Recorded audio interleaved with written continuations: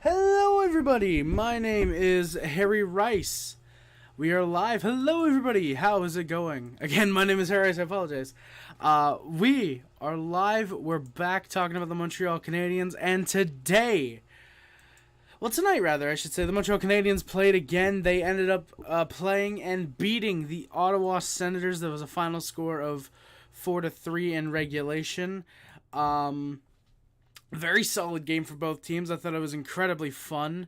Darkness, how's it going, man? Thank you for coming by, my good sir. Very fun back and forth game for both teams. Technically, you could argue two blown leads, one by each team. We'll get into that, though. I'm going to let you guys file in here. I'll answer some comments. I'll answer some stuff in the chat. And, we'll see how long the stream is. Last stream was 3 goddamn hours long. I really hope it's not as long as this stream is not as long as last preseason. I really hope. I'm whacking the chicken to Lucas. Please don't do that. Don't beat the chicken. The chicken needs to live. Funny seeing Habs fans and Leafs fans laugh at these Senators fans crying in comments. Lobster. I was gonna mention that later on when probably some Sens fans come in. No, the chicken sucks. Oh damn, Lucas. That sucks. I should say. But yeah, Lobster. I was gonna mention that once some Senators fans came in and they started probably trying to talk shit. I was gonna mention that it's just preseason, but you know what? It's funny seeing Sens fans crying that they lost to Cole Caufield. So it's something they should get used to, in my opinion. Did the Sens 3 goals scare you a little, Fazio? I will admit, they did. They absolutely did. Fazio, when Kubalik scored. And I'm spoiling the goal scorers, unfortunately. If you look in the description, you'll have them spoiled for you anyways. I'm not going to read that, Lucas, because firstly, I don't know Chinese, and also, I don't know if that's Japanese. I'm actually going to make sure that the comments are showing up. Some of them are. Some of them are. But yeah, I'll admit, when Kubalik scored, I was like, okay, and power play goal, whatever. Oh my god, there we go. The explosion of comments in the chat. Then Joseph tied it. I was like, oh, well, you know what? That's fair. Typical Allen shitty goal per game. And then he scored again on Primo. I think it was his third shot that he had in the game. And I was like, oh. Well, okay. What the fuck? Why was it Chinese? Lucas, there's no way you didn't mean for that to be Chinese. I swear. There's no way you didn't mean for that. I'll admit, when we went down 3-2, it was like, oh god, this is either going to end really poorly, as in like we lose 6-2, or it's going to be an incredibly close win. Thankfully, I was right. I did exactly. I'm sure I had a feeling you did. They did scare me a little bit, Fazio. But you know what? They had us in the first half. Not gonna lie, and then the typical Habs domination afterwards. GG, fun game by both teams. Korpisalo looks good. Don't know if I could say it looks good. 2 of those goals looked really, really strange, especially the Caufield goal. Great goal, but just one that Kubalik probably does want to have. So, yeah. Joseph was flying tonight. Also, Kubalik looks good. Once again, so good, great news, GG's. Hey, Nick, GG's, my guy. It was a very fun game for sure, man. Korpisalo, I thought looked okay. Joseph, absolutely your best player on the night. Absolutely, the Senators' best player, in my opinion.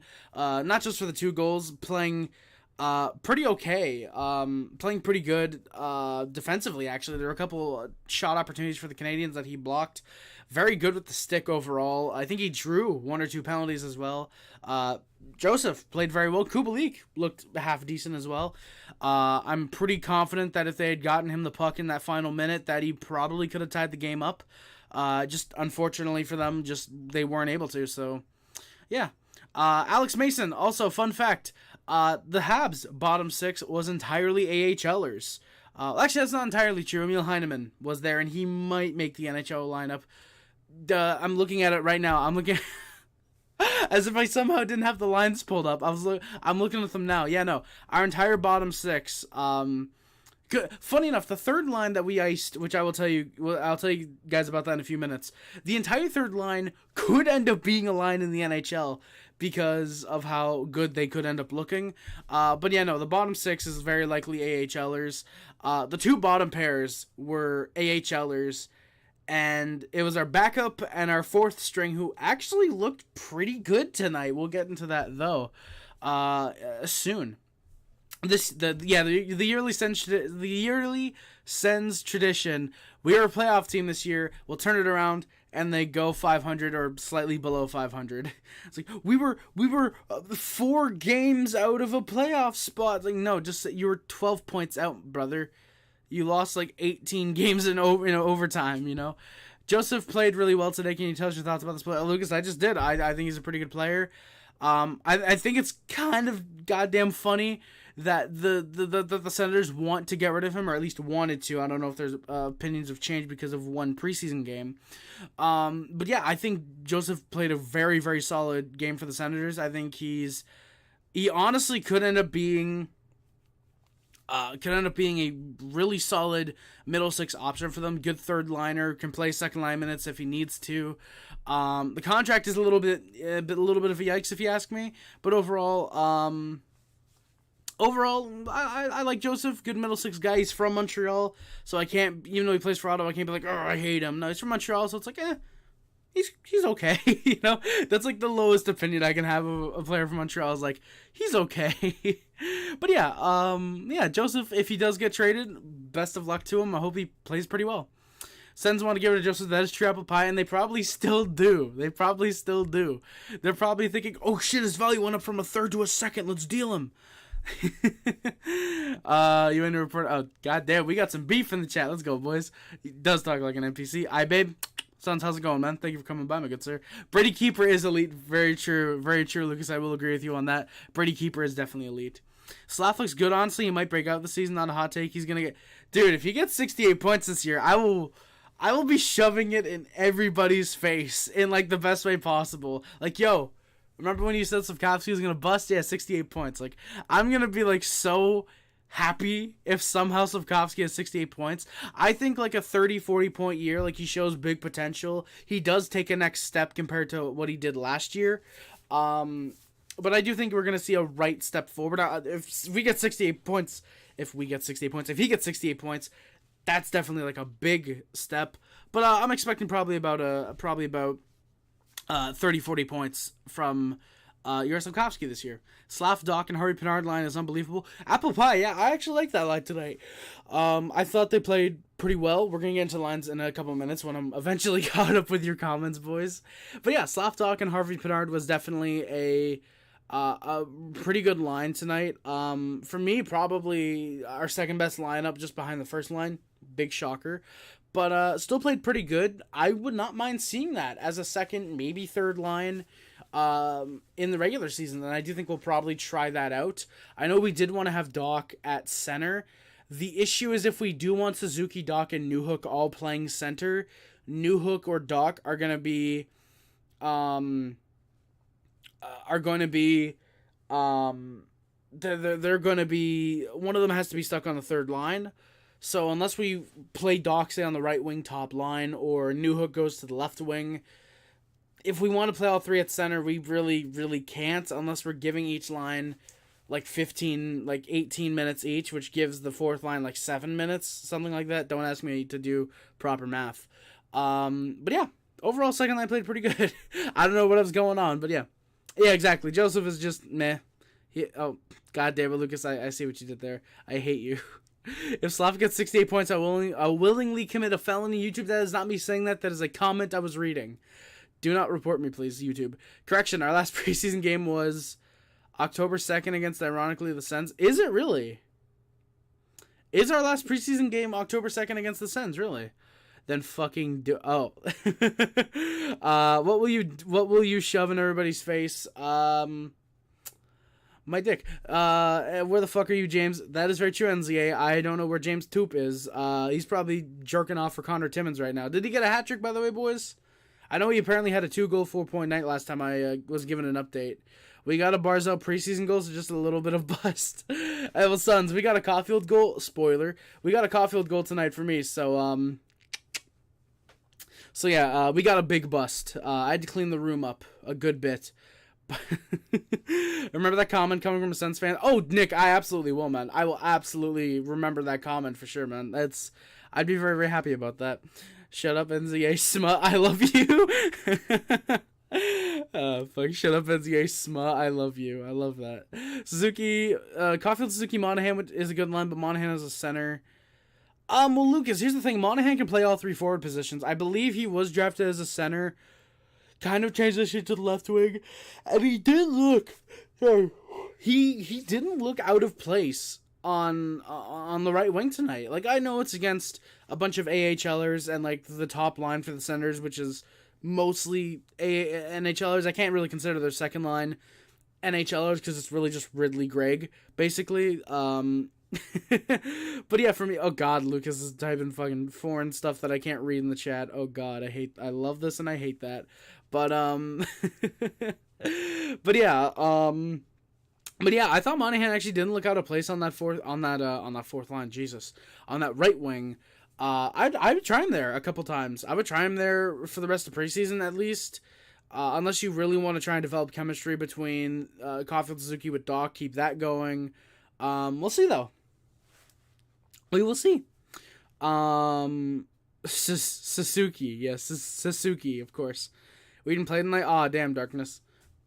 I didn't mention Connor. What? Caufield 50 goals, Suzuki 70 assists. I think Caufield hits about 40-45 assists. Jesus, I wish. Goals. Mike Johnson said 45. I'm going to say 40 to 45. As for Suzuki, I don't think 70 assists. I think maybe 55 to 60. I don't even want to say 55 to 60. I want to say 50 because I think there's a good chance he could hit 20, 25 goals. So he hits around 75 points. Yeah, I would love Caufield to hit 50 goals and Suzuki 70 assists. I would love that. But I don't think that's going to happen this year. Eventually, yeah, probably. This year, probably not, unless everybody takes a massive step forward compared to what everybody expects. Yeah, the daily or the bi-daily, usually when the Canadiens play, the bi-daily bad goal let in by Allen. Exactly, Apple Pie. Oh, the annual bad goal let in by Allen every game. I didn't read your full comment, Apple Pie, but I agree. If Perfetti gets more points than Caufield, will you commit arson? No, because that's never going to happen. Sens can finally stop being brainless. No, NCAA, they're going to keep doing it. This language doesn't exist. Oh, damn. Who says we were Oof. Shut up, Afagio. Mamma mia. Sens fans after 2-game wins against the Leafs in preseason. The cup is ours. Exactly, Apple Pie. Exactly. Not you, the rest of the fan base saying we own the Habs, we will win the cup. Exactly, Enzia. Exactly. Like, Sens fans will think they own the Canadiens if they had beaten us tonight when it's like, our core has gotten to, parts of our core have gotten to a cup final before the Senators have even made the playoffs during their rebuild. Like, are you sure about that, buddy? You know? Tom Brady to the Habs, I would love that. Kim K to the Habs, well, damn, I send her to the ECHL then, please. Caufield scores 42. Darkness, I like that prediction. Why are people not speaking? God damn it, sons. Hi, guys, it's Peter Mullen. NJ, how do you know about Peter Mullen? How do you know about the Peter Mullen meme? How do you know about that? Mamma mia, I can't read the rest of that Fazio because I don't know. Exactly, Chris Kunitz owns the Sens, so it doesn't matter. Chris Kunitz, Cole Caufield, and, like, I was going to say Austin Matthews, but that one's only, like, true in his first ever NHL game. Yeah. Love the Italian. Harry, go Habs, go. Thank you, John Matto. I appreciate it. That is everybody else in the chat speaking Italian. I'm just repeating what they're saying, or trying to. Hey, guys, this is Peter Mullen. Do I love popcorn? Thank you, Lucas. I am legally obligated to repeat that anytime someone quotes Peter. I'm having a stroke right now. I'm sorry, guys. I'm legally obligated to repeat whatever Peter Mullen quotes people put in the chat. That can be proven as legitimate Peter Mullen quotes. Hi, guys. This is Peter Mullen. Do I love popcorn? Thank you. Thank you again, Lucas. Tampa owns the Habs. Well, you know what, Alex Mason? At least we know who owns us in the Stanley Cup Finals. But you know what? It's not like it's ever going to happen again because that was a really goddamn weird thing. You know what? I probably will, Lucas. But god damn it, I will do it until I see something that I regret wanting to say, and I won't say it. Pumpkin. They should bring Ale Montreal back. I agree, Nick. It's, I think, our win song now, but I do agree we should bring it back as the goal song for sure. By the way, just give me an update, guys. How does the stream look? How does it sound? That'd be much appreciated if you guys could do that, please. But yeah, I love Ali Morial as the goal song. I think if we were to go, say, the Sabres route and do every player has custom goal songs, I'd really like that. But if overall we would bring back Ali Morial or do custom goal songs for each player, I'd be very happy with that. To be honest, I check the Cynic from time to time to see how it's going. Hey, yeah, no problem, Enzuke. Dude, popcorn is the fucking shit. I love popcorn. It is the shit. Let's go. It's not the shits, it's the shit. Well, let's go, Enzuke. I'm glad you check the Cynic from time to time. Hell yeah. A lot of penalties for both teams. Very undisciplined game, Lucas, basically. Very, very undisciplined game. Especially for the Canadiens. I think they were 8 times on the PK tonight. They were on the PK 8 times tonight. And, yeah, just not a good disciplined night for the Montreal Canadiens. 8 times on the PK. 1/4 of the game at least, give or take, because there's probably time. They scored twice on the power play, so it probably wasn't a full 1/4 of the game. But roughly 1/4 of the game spent on the PK. Even if it's preseason, you can't have that. I'm assuming it'll get better, though. Next game, I'm assuming it was a freak one-off game, especially with how gritty the Senators lineup was tonight. So, yeah, I'm assuming it's a one-time thing. Plus it's preseason.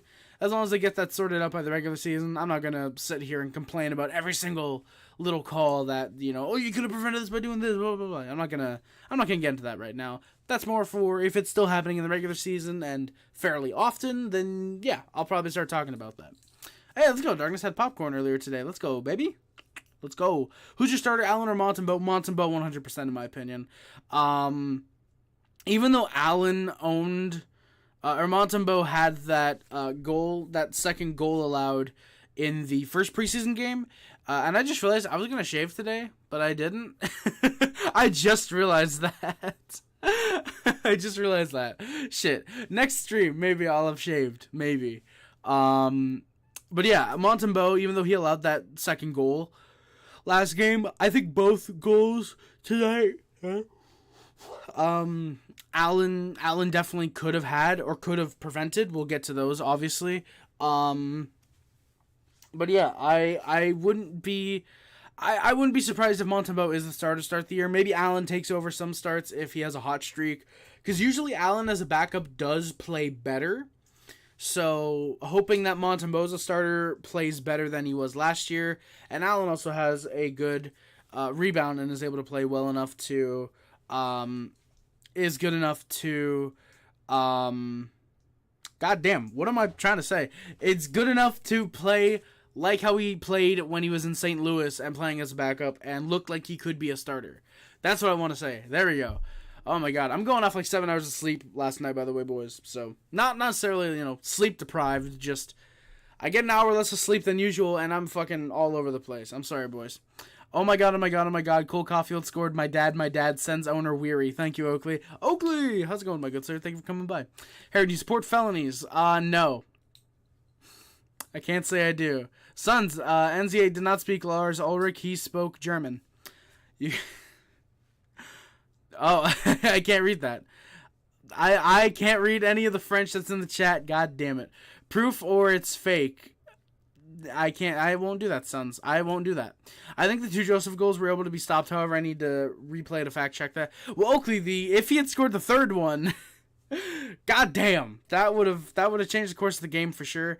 But yeah, we were just helping the Sens by giving Joseph more value. That's true, apple pie. It's apparently Joseph and a first they want to ship off in order to get in order to sign Shane Pinto. Of course, it's depending on what the contract is, I'm pretty sure. But yeah, just helping them out by giving Joseph a little bit more value. That's pretty funny. Yeah, Boucher and Joseph. Thank you, Oakley. Yeah, a first equal prospect. Yeah, so Boucher and Joseph, which I don't know if anybody could really argue that Tyler Boucher is a value of a first round pick, but I mean, I don't know if the Flyers, because I think the Flyers were the rumor team they were sending Joseph to. If the Flyers really want a fucking piece of shit like Boucher, then you know what, they can have him. At least it's not Reed, because then you're talking about a whole other type of piece of shit. If you know, you know. That's all I'm gonna say. Harry, sound and set is all good. Perfect. Thank you, John. Yeah, I definitely do need a Habs flag in the background. I've been considering it. I don't know. I don't know where to get a flag for the Habs, and 2, I don't know exactly where I would set it up, because these are obviously my bookcases for my DVDs. I don't want to be like putting thumbtacks in them when I'm ready to go live to Sons, goddamn it. You know, I don't want to be putting thumbtacks in them every time I'm ready to go live. It's like, oh, all right, gotta stream for the Habs, you know. Let me order you one, Oakley. If you actually did, you'd be the GOAT, my guy. You'd be the GOAT. I just realized, why do I have this? Wait, let me move this over, so I can see the chat and I can see any notifications that pop up. I'm moving the notes over that I have. I should do that. But yeah. Plus, like, I don't know how big of a flag I want to get. If, like, just one for here works. If one for, like, covering both of them. Where the flag is a cape. Dude, I could do that. Have the jersey on and then, like, tie the cape. I'm like, Habs man. I could be the Habs man. I could genuinely be that. That would be very funny. Can't wait to see the goat Armia lobster. Me neither, man. I can't wait to see Yoel Armia, and I just realized that we still have him. Okay, but do you also see, I was very apprehensive about the whole okay, Jeff Sokol. Is Laughing Byfield a bust? Laugh, absolutely. Byfield, yes. So yes, to both of them, man. Lafreniere is approaching not being as big of a bust as he realistically should be playing for the Rangers, just because he had a half-decent year last year. Still not up to what we would expect out of a first overall talent, but, yeah. Byfield, though, he still has not panned out whatsoever, and I have not seen anything out of him that would give me interest. Not in watching him, but nothing has given me, like, knowledge that, like, oh, yeah, this dude deserved to go third overall. Like, huh? You know, like how the fuck did this guy go third overall, aside from being a big boy, or second overall, whatever he went. So yeah, both of them are still busts, I would argue. Yeah, Sons, you heard what I said. I have so many flags hanging in my basement I can give you. Hey, Lucas, if you're willing to do that, man, P.O. Box in the description, boys. P.O. Box in the description. If any of you guys have an extra flag, I have like 1 or 2 Habs flags. Let's go, NZA. Hell yeah. Use tape. Sons, I still don't want to ruin my shelves, because I'm supposed to get new shelves eventually. Yeah, maybe a spoiler for next year. We're probably not doing that during this season, I doubt it. But yeah, but yeah, so I wouldn't want to use tape, because it also is gonna peel off the tape, the paint. The tape is gonna peel off the tape. Yeah, I can see Ken Hughes taking Byfield as another project to see if he improves with us. Lobster, that would be interesting. I don't know if I'd want to give up a first-round pick like we did with Doc and Newhook for Byfield, because he's genuinely the guy I don't think I can see reclamating. I don't think I can see him rebounding in order to legitimately be a consistent NHLer. Like, at most, I think he's a bottom sixer. Like, with me, there's not enough talent there to be a top sixer. And there's not enough grit for him to, or enough defense for him to fit onto a bottom 6 with Quinton Byfield, in my opinion. He has the size, absolutely. But I don't think I see him being a guy that I would play on the Canadiens and expect much from him, you know? Habs man is fucking crazy. I agree, Sons.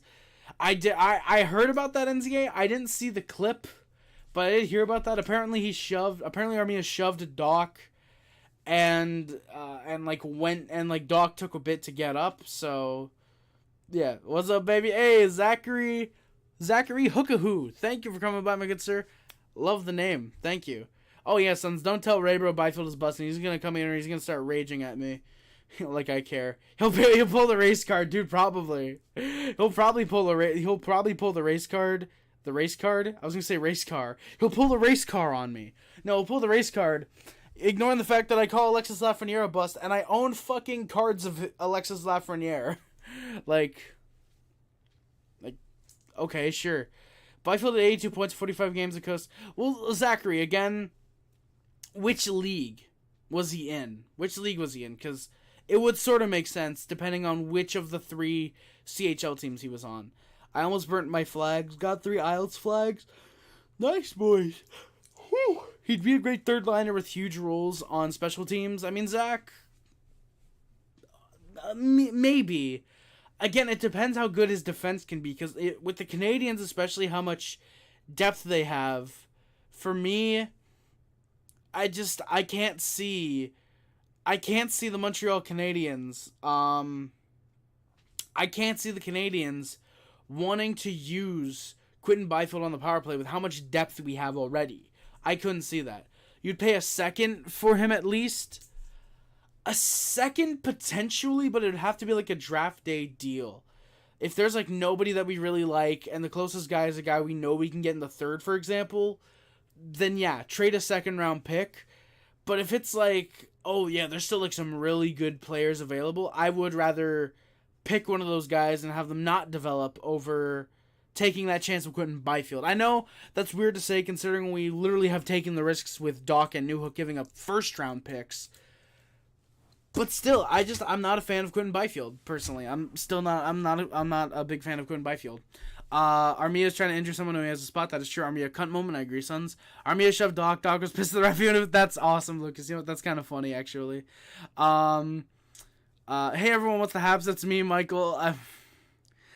I've decided to retool my YouTube channel to be a source for everything MLB, NFL, NHL, NBA, NASCAR, and Masked Singer with the occasional Yu-Gi-Oh! / Town of Salem content. Once the NFL season gets started, I'll start up my new series, True Big Blue, where I'll recap the games, go over what went right, what went wrong, and give my thoughts on what will happen next time around. Also, around September, you'll be seeing the debut of Running with the Devils, my new Devils podcast. During the NASCAR season, I'll be doing The Garage Area, a NASCAR-based podcast, much like Eric Estep's Out of the Groove. And, of course, when Masked Singer is on, I'll be like another Joey Contillo and do Masked Singer videos. Dissecting...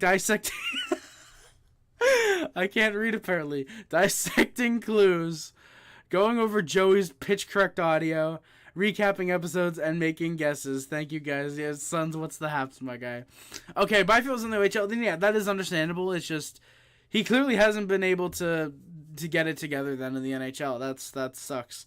Mad Mike around my neck. He never gets a bitch.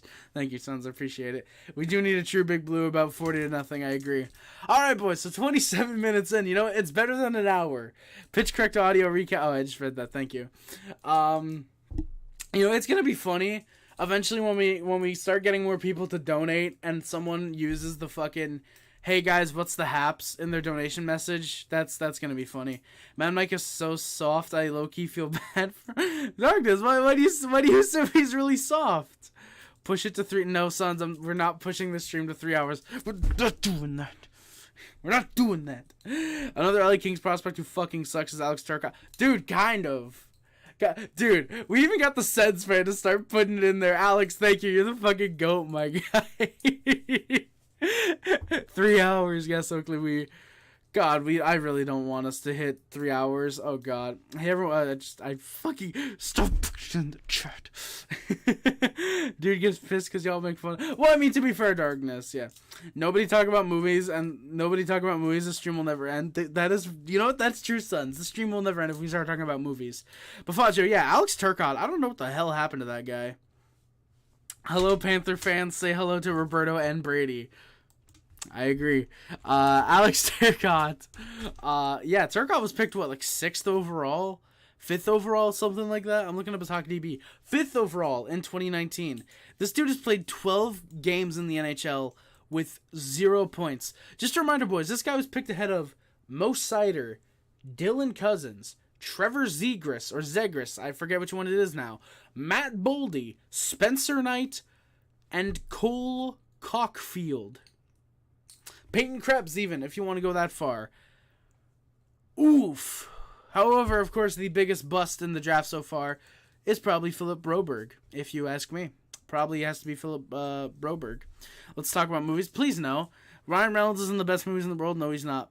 I think the Islanders could use an Armia. Lobster, I agree. I think they could. No, fuck Armia. I don't want a sorry ass.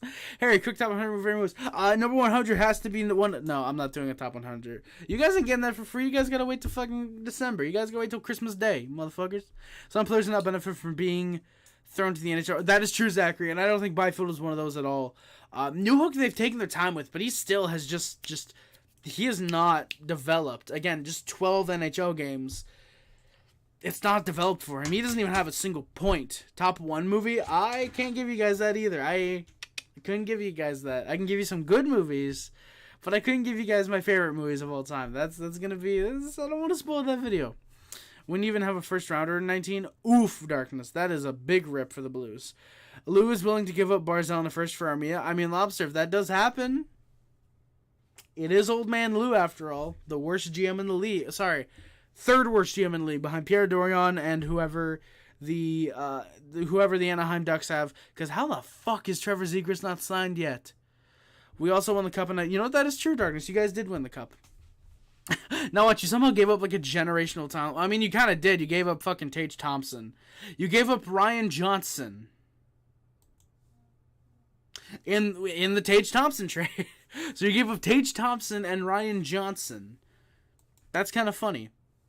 Yeah, which speaking of, how does that Ryan O'Reilly trade look god-awful for the Blues now? That's kind of funny. That is kind of funny. Hey, Zachary, thank you, man. I appreciate you subscribing. I don't know if you subscribed, so I'm going to say thank you for... I'm jumping the gun. Thank you for coming by to the stream, man. I appreciate it. You're a good guy, too, man. Sleep with a smile on your face tonight. Peace out, my guy. Hey, peace out, Zach. Thank you, man. I appreciate that. You too, man. Thank you. Hell yeah, let's go. I would be surprised if Armia is not traded after the season. Oh, NZA, I would be too. I would absolutely be big time surprised too. It's what we need, more fucking dead cap. I agree, Sons. The Islanders can always use more dead cap. I don't think it's awful. It's a win-win. I mean, you give up a guy who's looking like he can easily put up 100, 110 points and 50 goals this year. Let's go, Zach. Just subscribed. You know, it didn't pop up, but you know what? Hey, let's go. Zachary Hookahoo, thank you for subscribing to the channel, man. I appreciate it. Thank you very much for the subscription to the channel, man. It really means a lot. Thank you. Thank you so much. Thank you. I don't think it's all. I just read that. So happy we didn't sign Tatar. Sons, hell yeah, man. You know what? I agree, because you know what? On Colorado, he's gonna help them by scoring 0 points in probably like 18 playoff games. I like Tatar, but he's just not a playoff guy. How does Slafkovsky look? Unchained Abomination. I like the name, by the way. Very fun. Looked pretty good, actually. Looked a lot better than the first game 2 days ago.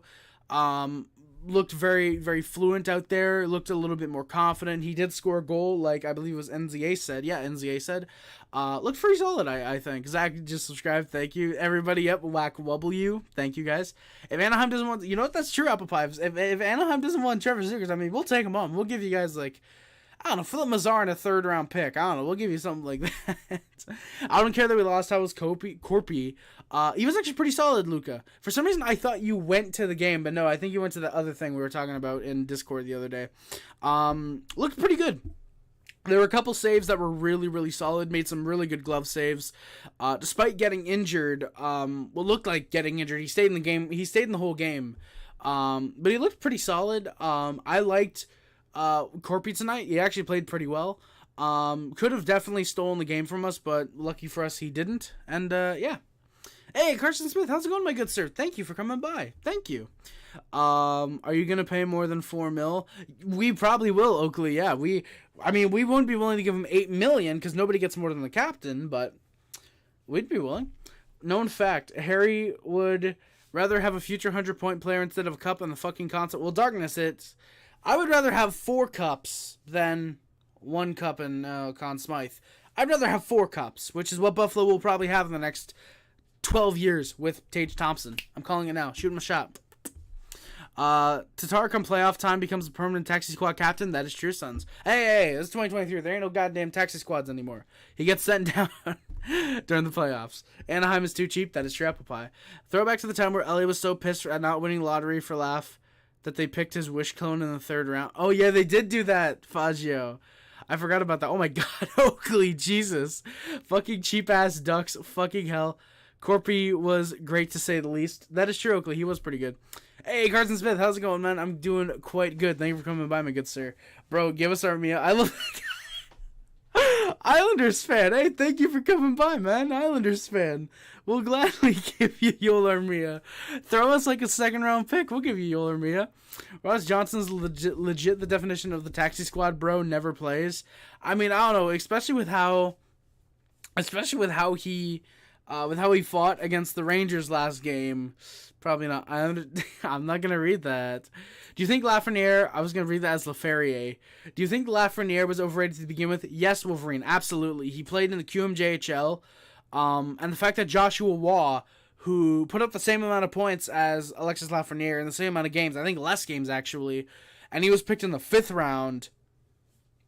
I think that goes to show you how overrated Alexis Lafreniere is. I'm not saying he's only a 5th-round quality pick. He's probably going to still pan out to be a good pick. I'm more so saying Joshua was a gem who then put up the same amount of points as Alexis Lafreniere. So, like, take your pick on which one you'd rather have. A first overall talent or pick someone else and you still get that same talent in the 5th round. So, yeah. I would take Armia. I'll give you guys a second. Amazing. Let's go, Islanders fan. Hell yeah, Islanders fan. I hope that's Lou Lamoriello in the chat because I just discussed a killer deal for the Montreal Canadiens. You're welcome. Hell yeah. Exactly. A first overall talent or Lafreniere. What do you want? Exactly, Oakley. Taxi squads were kind of amazing. They were kind of fun. How Reinbacher play? Carson Smith. Reinbacher didn't play tonight. He played the other night against the Jersey Devils. Thought he played pretty good actually for his technically what won't be considered his first NHL game. He actually played pretty well. I thought Reinbacher had some solid opportunities. He looked good. Definitely adjusting to the NHL North American ice, but pretty good overall. Zegras is the most overrated player in hockey. I don't know if I could agree with you. FHM definitely wouldn't. They would say fucking Alexis Alexander-Daigle is, because seriously, guys, I've played so much FHM like over the summer, and it's like every year from like the time he's drafted to like 2006. Most overrated player, Alexander-Daigle. Most overrated player, Alexander-Daigle. Most overrated player, Alexander-Daigle. It's like, Jesus Christ. He puts up 40, 50 points, and yet somehow he's massively overrated. But yeah. I wish Islanders fan was the GM. Lobster, me too, man. Yoel Armia for our first. Darkness, I'll take it. We'll take a top 5 pick. I love what Biz said about the Rags playoff. Dude, me too, sons. All of your comment I agree with. Carson Smith, I think it's just to give the different units a rest. And also just kind of see what we're working with. I mean, the only guy who played double duty tonight were Slafkovsky and Caden Gooley. And Caden Gooley was like a last-minute thing. So it wasn't even planned that way. But yeah. Mazar played. Yes, he did. Carson Smith, Mazar did play. Darkness, I do miss the GOAT Paul Byron. I'm considering asking for a Paul Byron jersey for Christmas. It's still funny how he turned Romanoff into Doc. Pretty much, Lobster, yeah. Zegras is good, but I do think he's overhyped and overrated. Definitely Wolverine. I think there's a certain point where it's like, yeah, he's really good with his dangles, but to call him, like, a top 10 center, like, I don't know if I'd agree with that yet. If Anaheim can start winning and Zegras can prove himself to be a leader, then yeah, okay, probably. Islanders fan was probably the GM judging off the Romanov trade. Suns, well then I love Islanders fan even more than I do. We turned Rafael Diaz into Kirby Doc. Was Rafael Diaz what got us Alexander Romanov? Yeah, we did. Because was it not Rafael? Yeah. No, it wasn't Rafael Diaz. Was it? Did we turn Rafael Diaz into one of the players in the Deneau trade? Yeah, I think so, because we got Rafael Diaz, we signed him, then traded him for Dale Weiss. Yeah, so we signed Rafael Diaz. Boys, this is interesting here. We signed Rafael Diaz, flipped him to the Canucks for Dale Weiss, then flipped Dale Weiss and Thomas Fleischmann to the Blackhawks for Philip Deneau and a second-round pick that became Alexander Romanov. And then we just took Romanov, flipped him with a 4th for a first-round pick to the Islanders that became Frank Nazar, took that first-round pick, flipped it with a 3rd to the Blackhawks for Kirby for Kirby Dach. Yeah. That's pretty damn funny if you ask me, boys. So, yeah. Paul Byron is dead to me. He didn't want to sign with me. Well, you know what, Sons? If you had offered him a contract free agency, yeah, I probably would have. Who signed Paul Byron in FA? Oakley, Colorado did.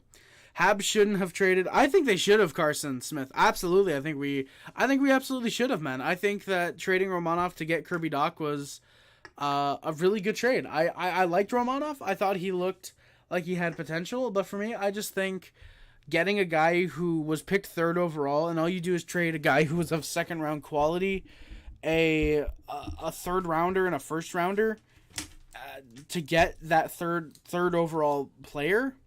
Yeah, I think that's absolutely a trade you have to make. It's basically a first, second, and a third for a first when you look at it. To move up, which is pretty good. Yeah, the Rangers have nothing left for Buchnevich, who had back-to-back point per game seasons or better. Damn, Darkness. That kind of sucks. That kind of sucks. Where do you think Patrick Kane signs? Wolverine.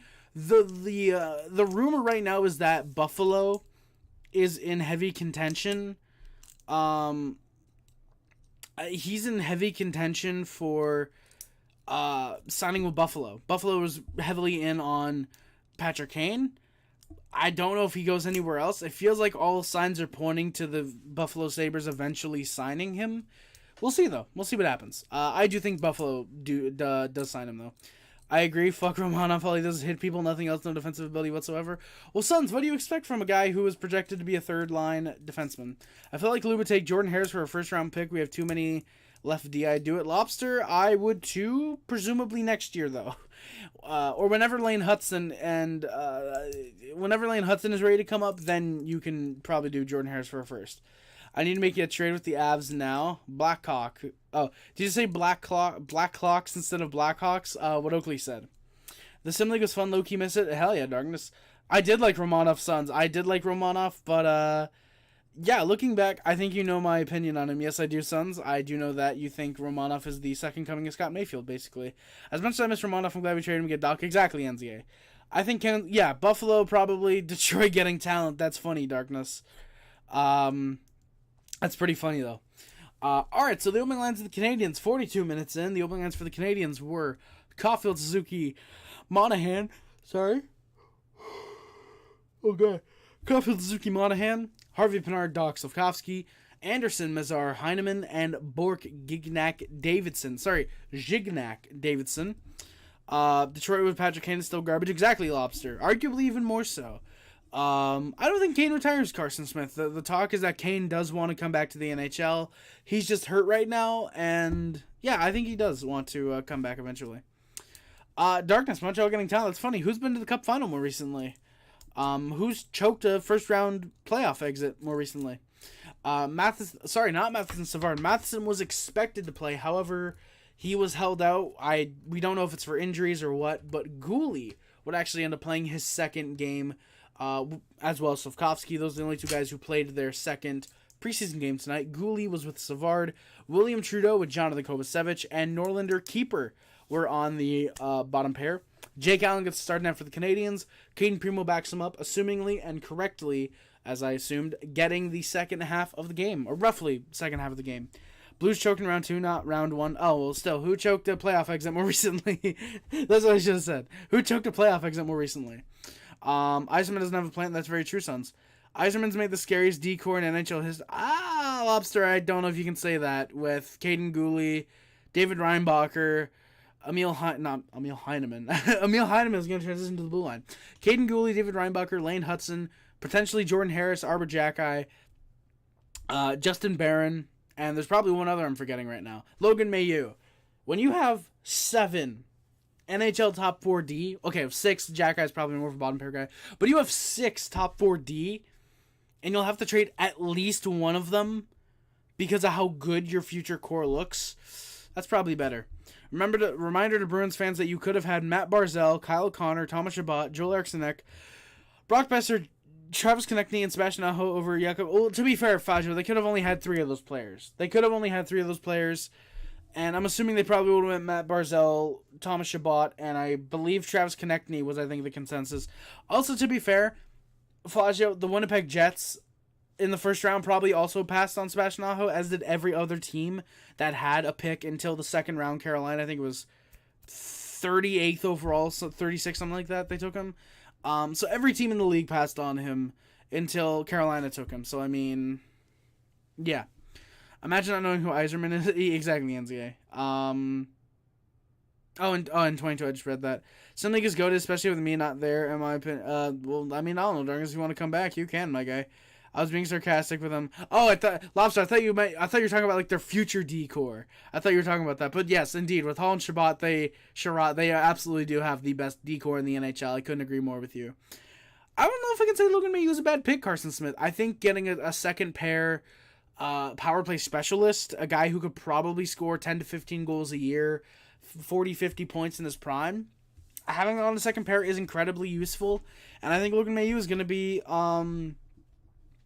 Yeah, I think that's gonna be something that every I think that's something that every team could use as a 50-point defenseman, 10, 15 goals on the blue line, and Montreal having 4 guys who could end up doing that, at least 50 points with Goulet, Mayhew, Reinbacher, and Hudson. Hudson, I think, can honestly put up 60, 70 points in his prime. Maybe a point per game season if we're really lucky. Hell, even Baron Harris can do that as well, I think, if they were developed super, super properly. I really liked Kane with the Rangers, but it seems unlikely he was back there. Yeah, Wolverine, I did hear that Toronto was rumored, like, back when Kane wanted to be traded, it was either the Rangers or Toronto he wanted to go to, I heard, so... I don't know if he goes to Toronto now, especially because they have, like, barely any cap space, even with Matt Murray going to LTIR. I can't see that, but yeah. That is true, Oakley. Every team could have had Kirill Kaprizov, too. Granted, to be fair, every team could have had Artemi Panarin as well. People talk about, oh, he was signed by the Blackhawks, why didn't we go for him? He was in, like, the 2010 draft, and every single team passed on him 7 times. Maybe more, maybe less, depending on which teams had what picks, but every team could have had Kaprizov, and every team could have had Artemi Panarin, so, yeah. Hey, I have to go. Hey, Carson Smith, no problem, man. Thank you for coming by, my good sir. Hope to see you in the future. Thank you for coming by. It was a pleasure talking to you, my good sir.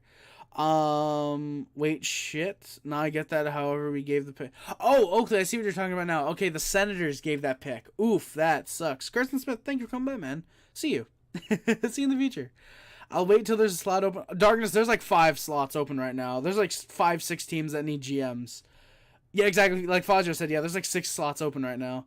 Maybe it will be a solid offensive... the Bruins. I'm just assuming you meant the Sens, because I know you're a Sens fan. I keep forgetting you're a Bruins fan, Oakley.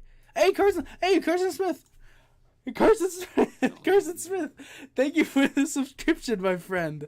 I appreciate it a lot. Thank you, my good sir, for hitting the subscribe button, man. Thank you. I appreciate it. Thank you very much. I love yeah, exactly. I love the Bruins, but not as much as I love the Suns. Exactly, Oakley. Hey, Warson W. Let's go, boys. Warson W.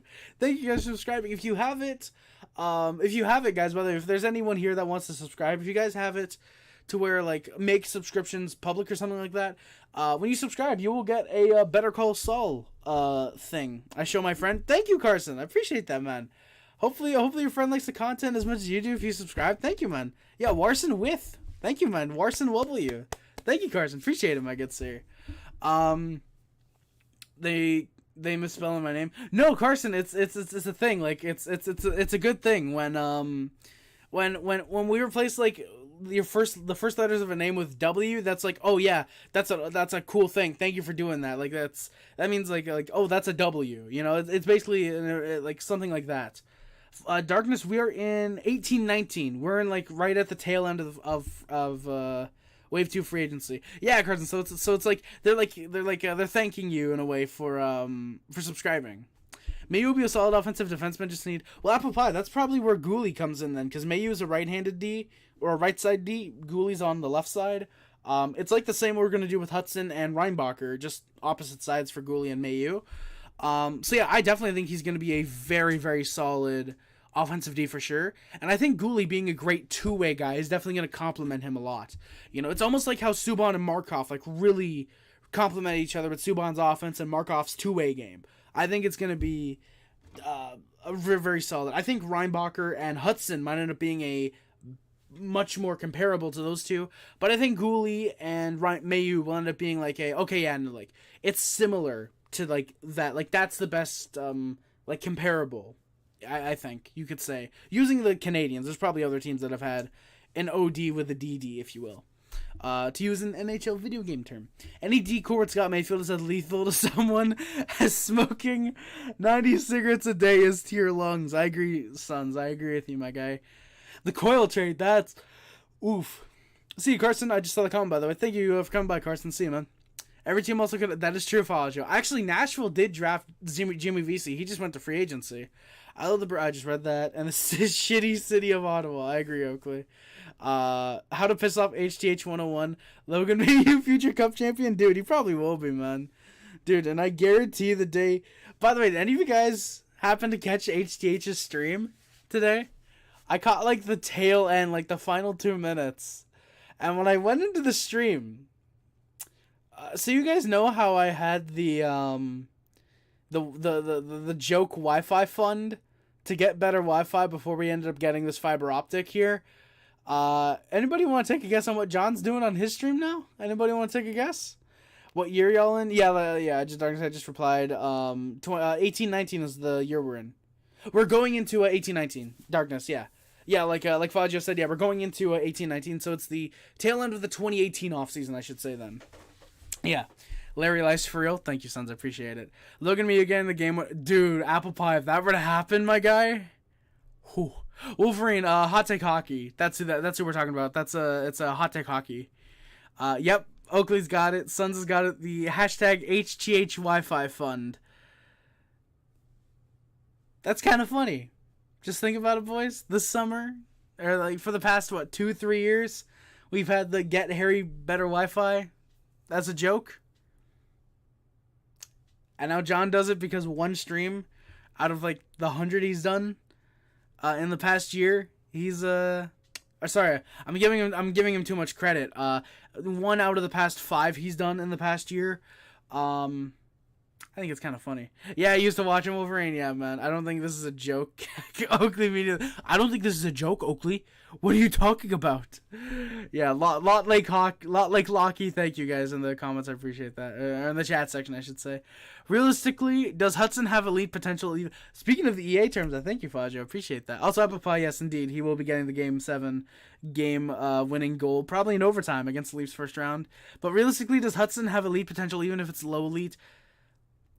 I will argue, yeah. Thank you, Oakley. It sounded just like, that's not a joke, Oakley. What are you talking about?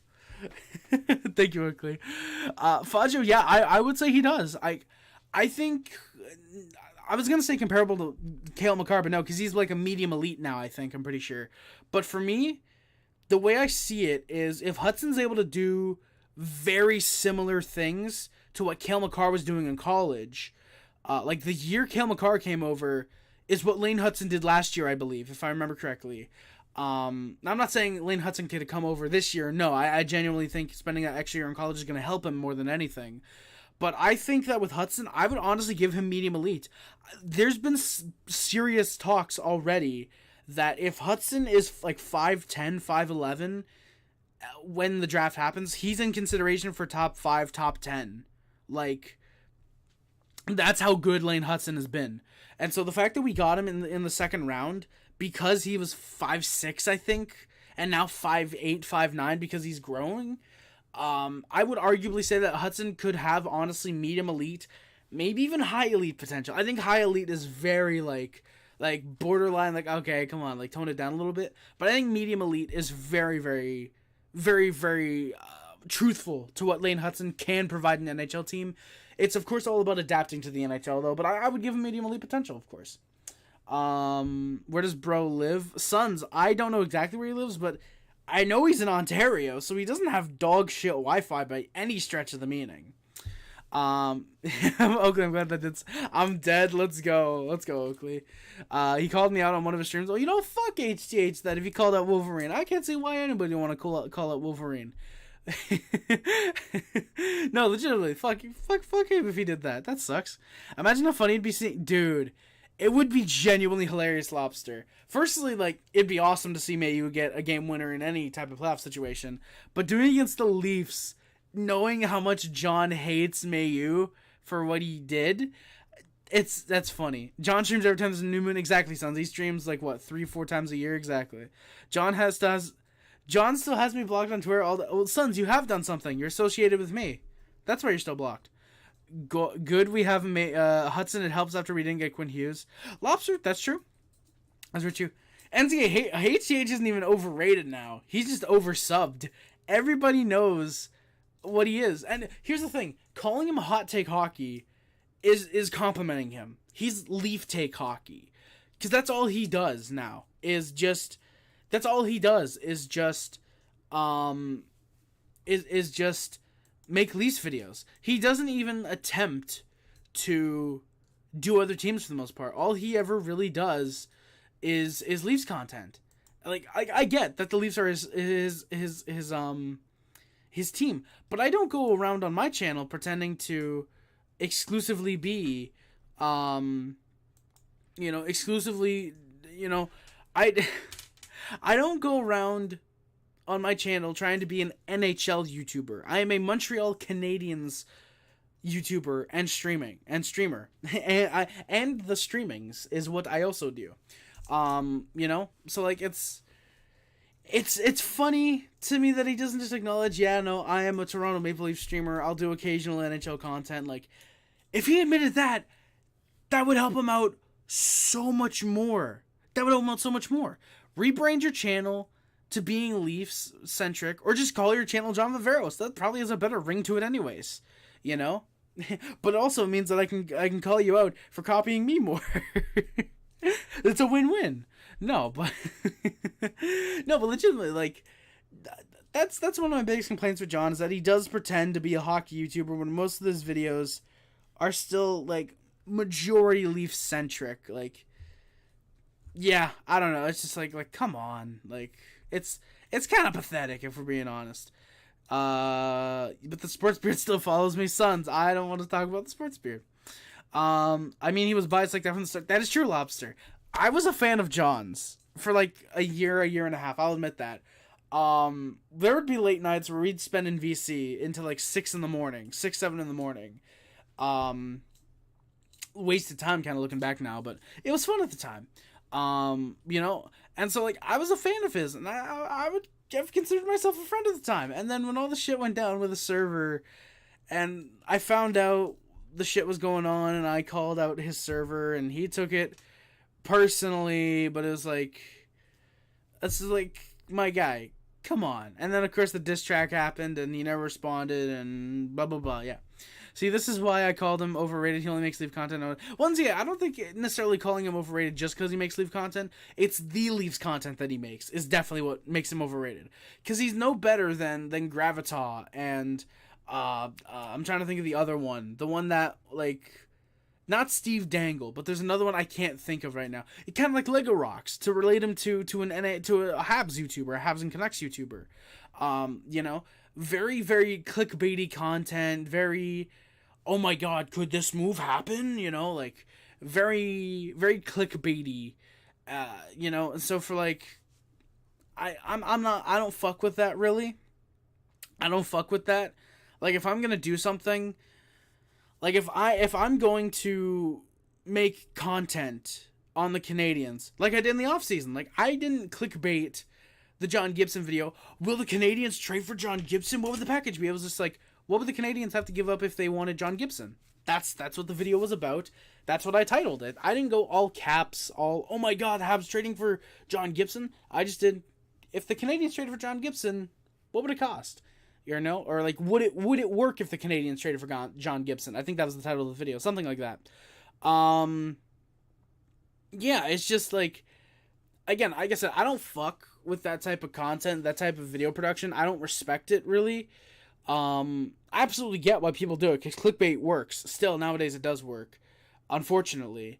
But yeah, I'm just not a fan of it. I won't ever do it unless I did something like the Nazem Kadri trade video, or signing video, where it was a clear parody. I hope you guys like that, by the way. I do want to do more of that in the future because it was really, really fun to do that one video. I'm going to go back and rewatch that one. That might be one of my more underrated videos if you guys ask me. But yeah, I wanna get away. Get away, John. Stop invading my content. No, we can talk more about John if you guys legitimately want. I don't mind talking about him. I hope Armia scores a hat trick first game against the season against Leafs. Apple pie, bold of you to assume Armia has a spot in the opening lineup day one. But if he if he does, I hope he does too, because that would be genuinely really hilarious. I don't remember exactly what I said, but it was something about the Leafs. I wish I had my phone with the chat so I could look here and it looks like I'm reading the chat from the chat like this. Like, I think that would be really, really funny. I think that would be like a really cool visual. I'd have to get like an iPad or an iPad. You can tell I'm Canadian. I'd have to get like an iPad or something and just like put it here, and again it's like, oh, that's a really cool comment. I don't agree with this one though. That's a really cool comment. Do some shit like that. That'd be really funny, I think. Yeah, he called me out. I guess he took it personally, but he didn't ban me. Oh, Wolverine, he does that with everybody.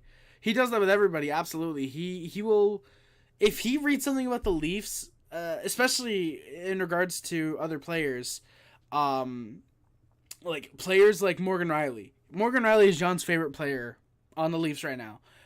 If you say anything bad about Morgan Riley, even if he actually has bad play, most of the time John will be like, you don't know what you're talking about, bud. Morgan Riley's one of the best defensemen in the NHL. He'll always, quote unquote, call you out and then say, oh, but that's your opinion, bud. You can have that. You can have your opinion.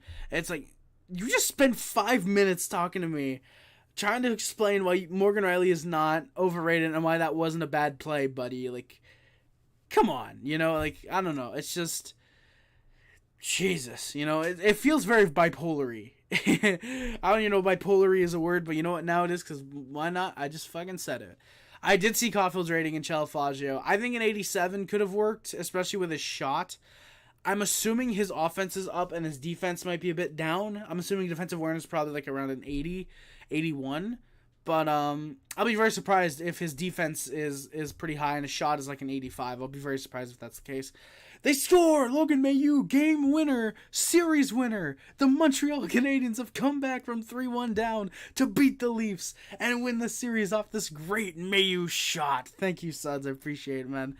Love to see that in the future, hopefully. Exactly. Yeah, like Gravitar posted a Lego Rock video server. He said no self-promoting in the server. I mean, to be fair, NZA, most servers have no self-promoting. I don't give a shit if you...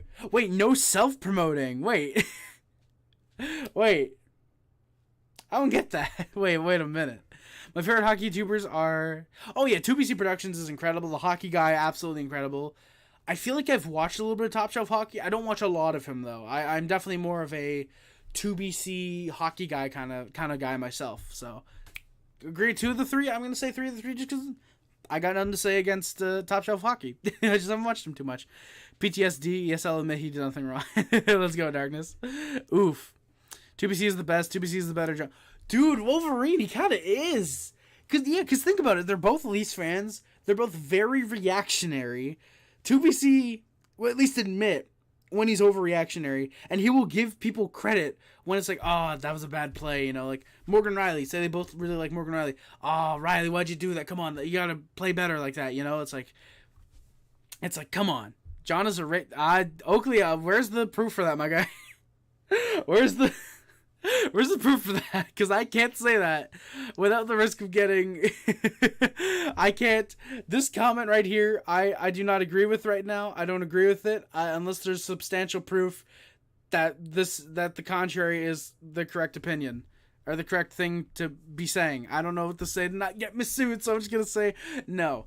But yeah, 2BC really is the better John in my opinion.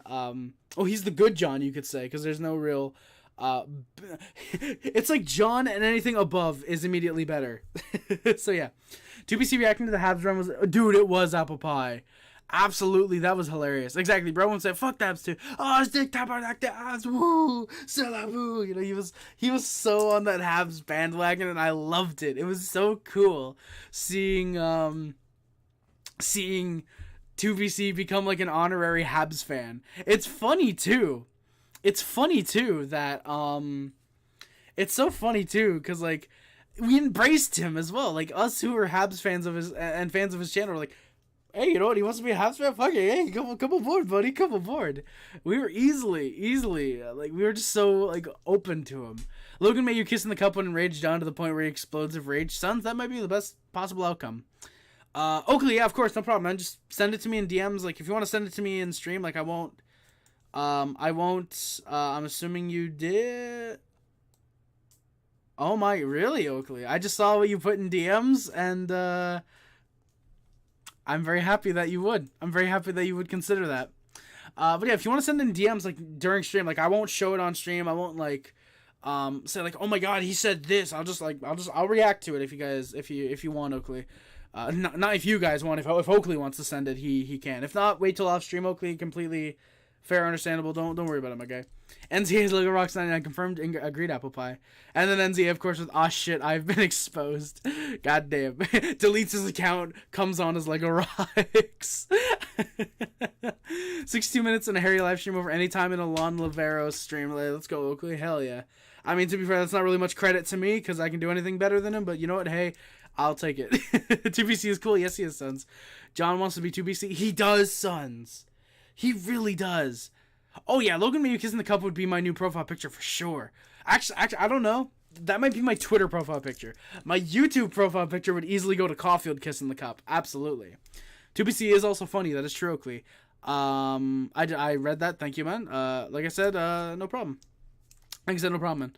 Oakley is talking about the HGH John. At least I'm assuming. Yeah, okay. He just responded. The Isles 2BC is me for real. Dude, sons, you gotta create a channel, man. You gotta, like, use your channel. There's goats, there's mid, there's 50 piles of shit, then there's Leafs take hockey. I agree, Darkness.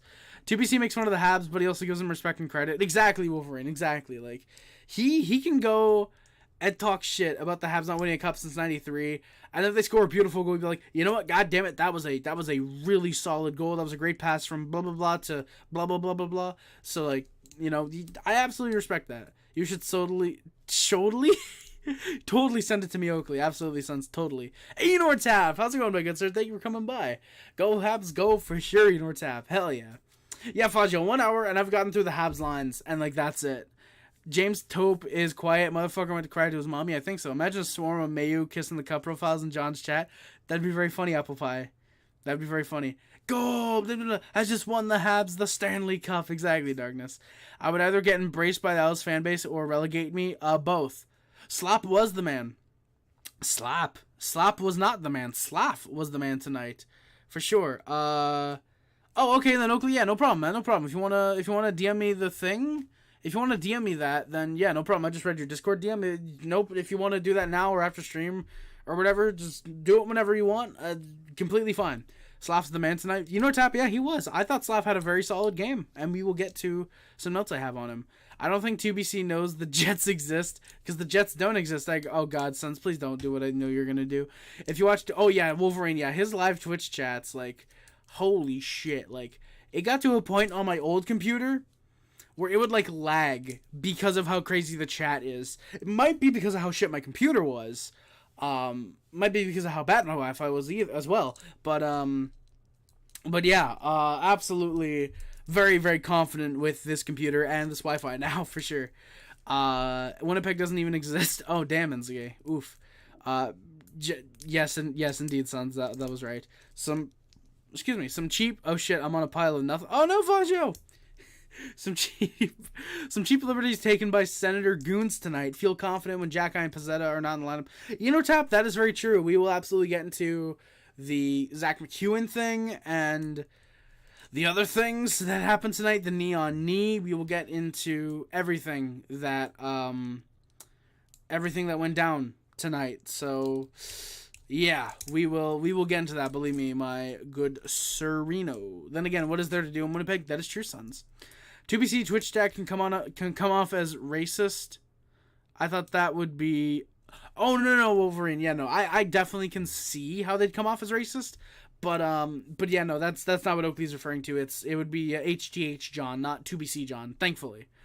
We will eventually get into it. You also have snow. That is true.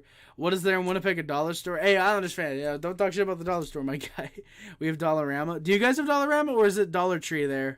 I'm assuming it's Dollarama, but it might be Dollar Tree. How do we know? The opening lines for the Canadiens. I'll refute these. I'll recite these again. Caufield, Suzuki, Monahan, Harvey Pinard, Slafkovsky, Anderson, Mazar, Heineman, Bork, Gignac, Davidson, Gouli, Savard, Trudeau, Kovacevic, Norlander, keeper. Jake Allen got the start, and Caden Primo plays most of the second half. I've stolen from a Dollar Tree once. Have you actually, sons? You have both, Faggio. You know, I'm kind of jealous. Of you, Faggio. Fez. So I'm not going to say that, sons. Opening line for the Senators were Kubalik, Bailey, Joseph, Schmeckel, Greg, and Sokolov, Kelly, Kaslik, McEwen, and Bokanji Imama the GOAT, Chartier, and Reinhard. I'm not better than you. Oh. That came out of nowhere, NZA. Goddamn. Brandstrom, Hamonic, Sabrenko, Bernard Docker, Harrington, Torre. When I was I'm not better than you, sons. That's what I say. That's what I see. That's what you mean. I am having all types of strokes right now, guys. When I was young, I stole a video game from Staples. Hey, NZA, what video game? Because depending on the video game, I might call the police on you. If it's a good video game, I won't. It all depends on my personal opinion. Do you want to play the game? Bailey as in washed ass Josh Bailey. That is true, sons. Bailey, first line center, Josh Bailey. The same Josh Bailey who has apparently not played center in 15 years. Paul Byron, future coach of the Habs. That is very true, Lobster. Would you end one of Suzuki or Caufield's career if you won the cup? I don't even think I can give an answer because, like, it's either we lose a 50-goal scorer or a first-line center. Do we have guys who could take over? I mean, maybe, because, like, Doc and Newhook and right now Monahan, but, like, at the same time, it's like, we win the Stanley Cup. If it means, like, they win the cup and then their career's done, for example, I don't even know if I could say yes. I think I'd have to say no, because I would much rather, like, if it guaranteed we win the cup, then no. If it meant that, there's a chance we win the cup, then no. Yeah. It was such a long time ago that I don't remember the name of it, but I know it was on the Wii, and yes, I did get caught. Aw, damn, NCA. Damn, that sucks, NCA. Mario, will you? Your first line center, have you lost the fucking plot? Sons, yeah, the Senators have lost the plot. They lost it back in 2017 because of Chris Kunitz. I just read that one. Yeah, exactly. We lose a 50-goal scorer or a first-line center, sons, exactly. Whew, all right. Jonas Corposalo, Harrington and Torre were on the bottom pair for the Senators. I stole candy from a music teacher. Does that count? Kind of, Faggio. I stole a couple books from my teacher. Well, not from my teacher, but from my class, I should say. It was like 4th grade. I didn't know any better at the time. Well, actually, that's a lie. I did know better. I just decided to do it anyways. Guys, do as I say, not as I do. Don't steal books. Jonas Corposalo gets a start for the Senators, and Matt Sogard backs him up. I put likely getting the second half. He would not. Corposalo would go all the way. Surprisingly, I thought Matt Sogard, with him trying to earn the backup job that he would have played, but unfortunately he didn't. Ghislain, let's go, Ghislain. Hi, Harry, it's been a long time. Happy to see you, Ghislain. Good to see you back in the chat, my good sir. Before the game, here we go. You all me scores, and the Islanders have won the Stanley Cup. I agree. I hated my history teacher in 6th grade, so I ripped up the textbook he gave me, and at the end of the year handed it back. Sons, you rude. You know what? Honestly, that's kind of fair. Hey, just like I think Habs fans are all happy tonight, man. It's not the regular season. We can't complain about tanking. We just got to be happy that we won a game. First preseason game win in 3 years, which is absolutely insane. Absolutely insane, if you guys ask me. Before the game, like I said, here we go. Caufield's first game in 8 months. I believe Monahan's first in 6 or 7. Shea Weber scores in the Coyotes and won the Stanley Cup. Faggio, you know what? That'd be very funny. I will give you that. That would be very funny. I put big what ifs. I mean, you see those hockey card displays from Prestige, and I keep switching cards I don't have with cards I already have without getting caught. Does that count as stealing?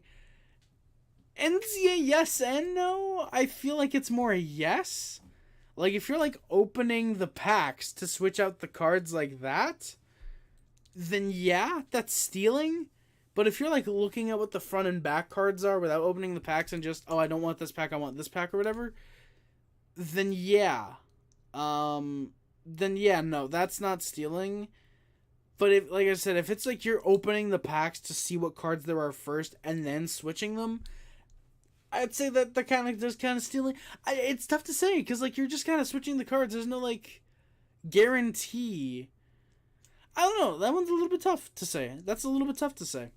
Wolverine, I think we went like 0-3-3 last year. Let me actually look it up real quick because I have my YouTube open right now, so I can check right now on my YouTube studio what our record was last year.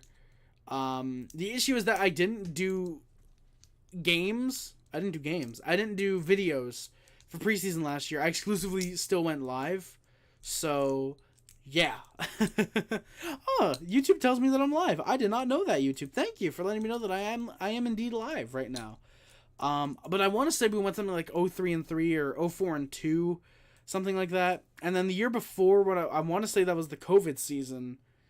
No, because that was the... Oh, fuck. What year was that? Nope, an exciting preseason game, so there it is. Yeah, where is it? There we go. So where was preseason? Preseason 0.6, 0.7. Live preseason game 7 reaction.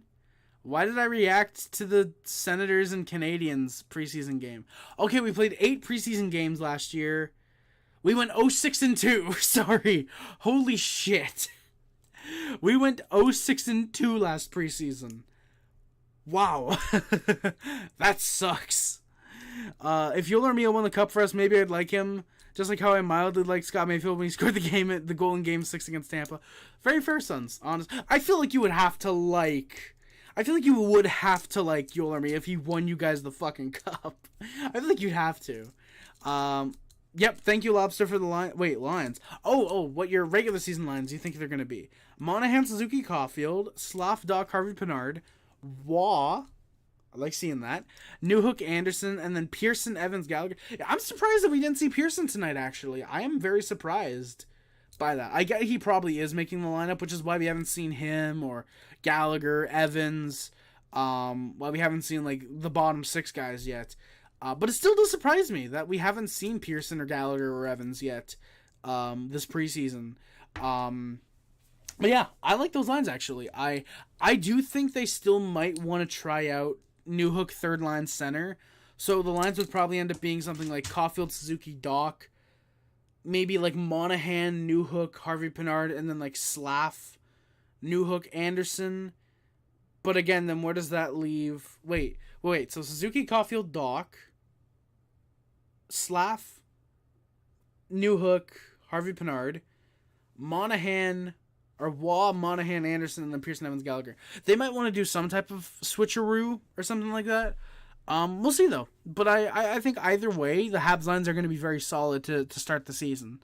Really hoping that Waugh has a good start to his season. That would be really nice. Everybody else, like, I'm fine with. I just really hope Joshua Waugh has a very, very, very interesting start to his season. I'm just happy this did not end up in a head running for our best player. The exception is the neon knee. Yeah, the neon knee and the Zach McEwen hit, which didn't end, thankfully, as badly as it really could have. But I am very happy that it didn't end with, like, oh, yeah, so, like, the Senators took out, like, 3 of our best players. Yeah. No, it's just like, oh, yeah, no, there's, like, a couple hits. There's a couple rough things, you know.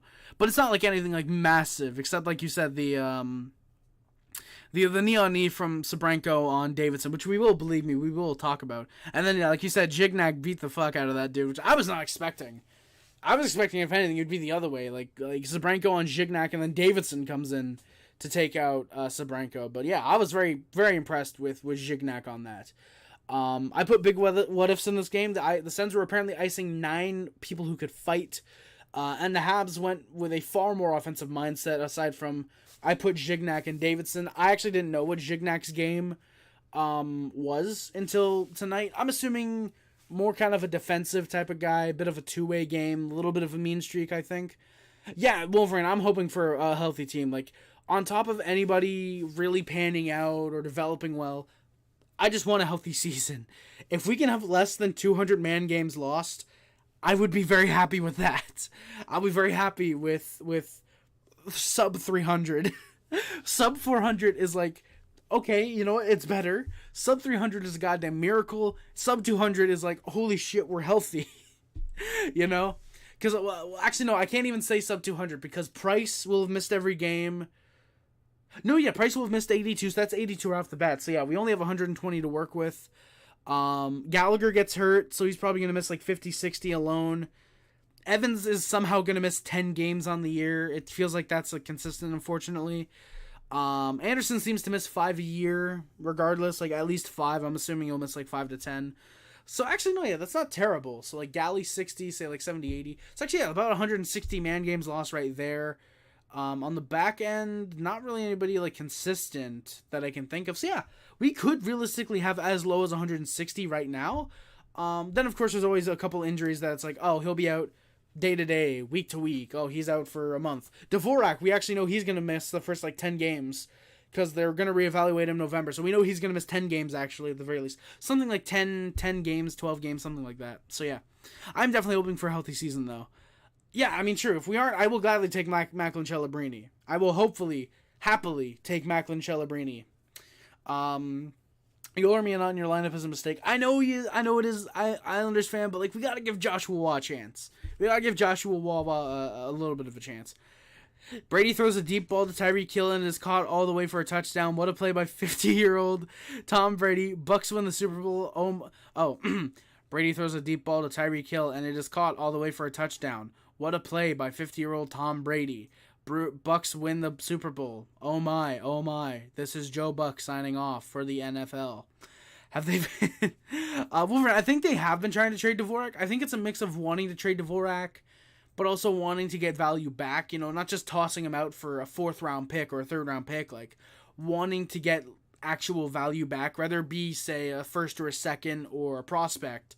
Or maybe we're trying to get a bottom pair defenseman or something in return for him. Maybe we're trying to get like a bottom 6er. I don't see how you can get a bottom 6er. Not get a bottom 6er, but how you would say want a bottom 6er, I should say. This is like a Monahan where you're getting a 1st round pick to take on the contract and then you're just giving Dvorak, for example. Or you get a 3rd or a 2nd for Dvorak and you're taking on the 1st round pick to take on the bad contract. Something like that. But yeah, I think they have been trying to trade Dvorak. I do think once he gets into some games, we'll try again, because I think it is definitely more of a hey, once he plays, we'll deal him. It's the same reason we couldn't deal Edmondson apparently this past offseason, was that teams wanted to make sure he was healthy, and then when he wasn't at the deadline, it was like, okay, I know we won't be able to deal him off, and then we dealt him in the offseason. What was it, the 3rd and the 7th we got? 3rd and the 5th, something like that? I think it was a 3rd and a 7th. Well, I do think we might have been able to get a 2nd if he was healthy, because teams are kind of desperate at the deadline. Still, getting rid of Joel Edmondson's contract, you get a 3rd and a 7th. Basically, you replace Joel Edmondson with Tanner Pearson when you think about it, because their salaries are very, very similar. Granted, they were done at like completely different points of the season. Literally free agent frenzy. I think July 1st was when we dealt off Joel Edmondson, and then right before preseason for Pearson. But when you think about it, salary-wise, you really are replacing Joel Edmondson with Tanner Pearson, which I'm more than fine with, especially Tanner Pearson can play PK. Seems like a guy who could fit on a power play unit if you need him to, if there's injuries or guys just aren't clicking. Seems like a guy you can very much play up and down the lineup, but a very consistent bottom 6er. Lobster, I don't want Pizzetta in the lineup either, man. I do not either, believe me. Pizzetta's fighting is... Dude, Lobster, it is a big losing record. Like, let me actually look in my Discord real quick, because I know I've said it before. I forget if it was in this server or Pizzetta record. Okay, I think it was in the other league. Because I know there was one of the 2 leagues that I put, like, Pizzetta's fighting record. Like, Pizzetta and Jack Eye's fighting record, and I compared the 2. So Jack Eye record, yes, I did it. So this is I did it. So this is like right at the end of last season. Right at the end of the last season. So for example, Michael Pizzetta. I'm gonna go through this because why not? So Michael Pizzetta, first time he fought Ryan Reeves, 0-1-0. Mark Borowiecki, 0-2-0. Radko Gudas, 0-3-0. Zach Kassian, he gets knocked out, 0-4-0. Kastelik, that was a draw, 0-4-1. Eric Branson, it's 0-5-1. Connor Mackey, 1-5-1. Corey Perry, 2-5-1, very close, but a fight, but I gave the edge to Pezzetta. Ryan Lomberg, 2-5-2. Reese Johnson, 3-5-2. Austin Watson, 3-6-2. And Bowen Byram, 3-6-3. So, yeah. And then I counted the Jack-Eye fight record. If you guys want to hear that, I'm going to explain it now as well. So keep in mind, this is just, I believe, regular season fights. I don't think this is counting preseason and, like, junior fights, obviously. This is just NHL regular season. Technically, and playoffs. Neither guys just played playoff games. Mark Kastelik, win. Austin Watson, 1-0-0. Austin Watson, 2-0-0. Zach Kassian, 3-0-0. We all know that fight. Mathieu Joseph, 4-0-0. Nick Delorier, 4-1-0. Luke Shen, 4-2-0. Patrick Maroon, 5-2-0. Tanner Jeannot, 6-2-0. Adam Lowry, 7-2-0. Giovanni Smith, 8-2-0. Vincent Desharnais, 9-2-0. Like, clearly, like, Jack-Eye is Pezzetta, don't lose a fight challenge. Exactly, yeah, like 1 of 2. I could have said that, whatever. I could have honestly said that, but yeah, exactly. Like, Pezzetta's fighting is definitely a losing record, and Jack-Eye has a massively positive fighting record. Notice that one of these guys were referred to as our best fighter before last year. And then Arbor Jack-Eye joined the team. No, I mean 2 leagues. Oh, yeah, Darkness, yeah, because we left the old league for a while because my old PS4 had broke. So we went to a new league where I started with the emulators on the new computer, and then we came back like 3 months ago to the old new. We went back to HRTSL 1.0. We created 2.0 and went back during the summer to 1.0. That's an easy way to put it. Oh, Lobster, the way I see it, there's no way Pezzetta's gonna fight Reeves. It has to be Jack-Eye. Like, I genuinely would be very surprised if we don't see Jack-Eye and Reeves in one of these preseason games, but I don't want it to be the first time they interact is a preseason game. I want it to be, boom, opening night, Arbor Jack-Eye, Ryan Reeves, boom, drop the gloves. Oh, Lobster, yeah. Well, to be fair, Lobster, Pezzetta's not going to have a chance because Max Domi's going to fucking sucker punch him probably. So, he's not going to have much of a chance regardless. Opening minute, good chances for both teams. Solid D. Caufield has a good opportunity for the Canadiens. Caufield then has a great chance off a turnover, just isn't able to bury it. He holds on the puck for too long. Minute in, good look. Exactly a minute and 1 second in. Already has 2 shots a minute in. He was on pace for about 120 shots in the game. Obviously, he wouldn't get anywhere close to that because who would have more than like 12 shots in a game unless you're going to like 5 overtimes. Suzuki goes down to the boards as well. You hate to see that. Thankfully, looked fine. Played the rest of the game. That's good. Can't wait to see the giveaway Kings, Reeves, and don't. I didn't even think about that, Islanders fan. I didn't even think about that. Yeah, dude, Domi is a fucking turnover machine. I haven't seen Reeves, or giveaway machine, I should say. I haven't seen Reeves do that too much, but then again, he's more of an enforcer, more of a grinder, so he doesn't have the puck too often. But yeah, that kind of true. Domi's also probably going to be playing top 6. Reeves is like a 4th liner probably, but like, he's still kind of true. Domi can kind of fight Wolverine, yeah, kind of. I mean, he's a Domi. It's in his blood. He kind of has to be able to at least kind of fight. But he definitely isn't his old man. I will tell you that. He's definitely not his old man. It just feels nice for Rocket to be back. I don't fucking care if it's preseason. Darkness, same here, my guy. Same here. Ugh. Allen has some good saves. He played well early on. Is it a shocker if I told you that wouldn't hold up? Habs go to the PK. Get used to me saying that tonight. It's Doc called on a holding. That sucks. Sens do start with some decent pressure, but the Habs kill it off. 1-for-1 on the PK. Good clears. Have we gone to the game yet? Kick W, Sons. We are, my guy. Jake Allen is washed as a starter. Darkness, he is. Just not, yeah. Put Caufield on when Domi is on, we'll get some goals. That is true, Islanders fan. I was going to say if Galchenyuk signed anywhere, but he just signed in the KHL like 2 weeks ago. Doc gets found on a break after the kill. A real good deke, but he can't bury it. Habs go to the power play. I actually put PK for some reason. Doc gets hooked, so he goes to the box. Doc draws the power play with a hook on the delayed penalty. Thought honestly it could have been a penalty shot. I think it should have been. It's preseason. Yeah.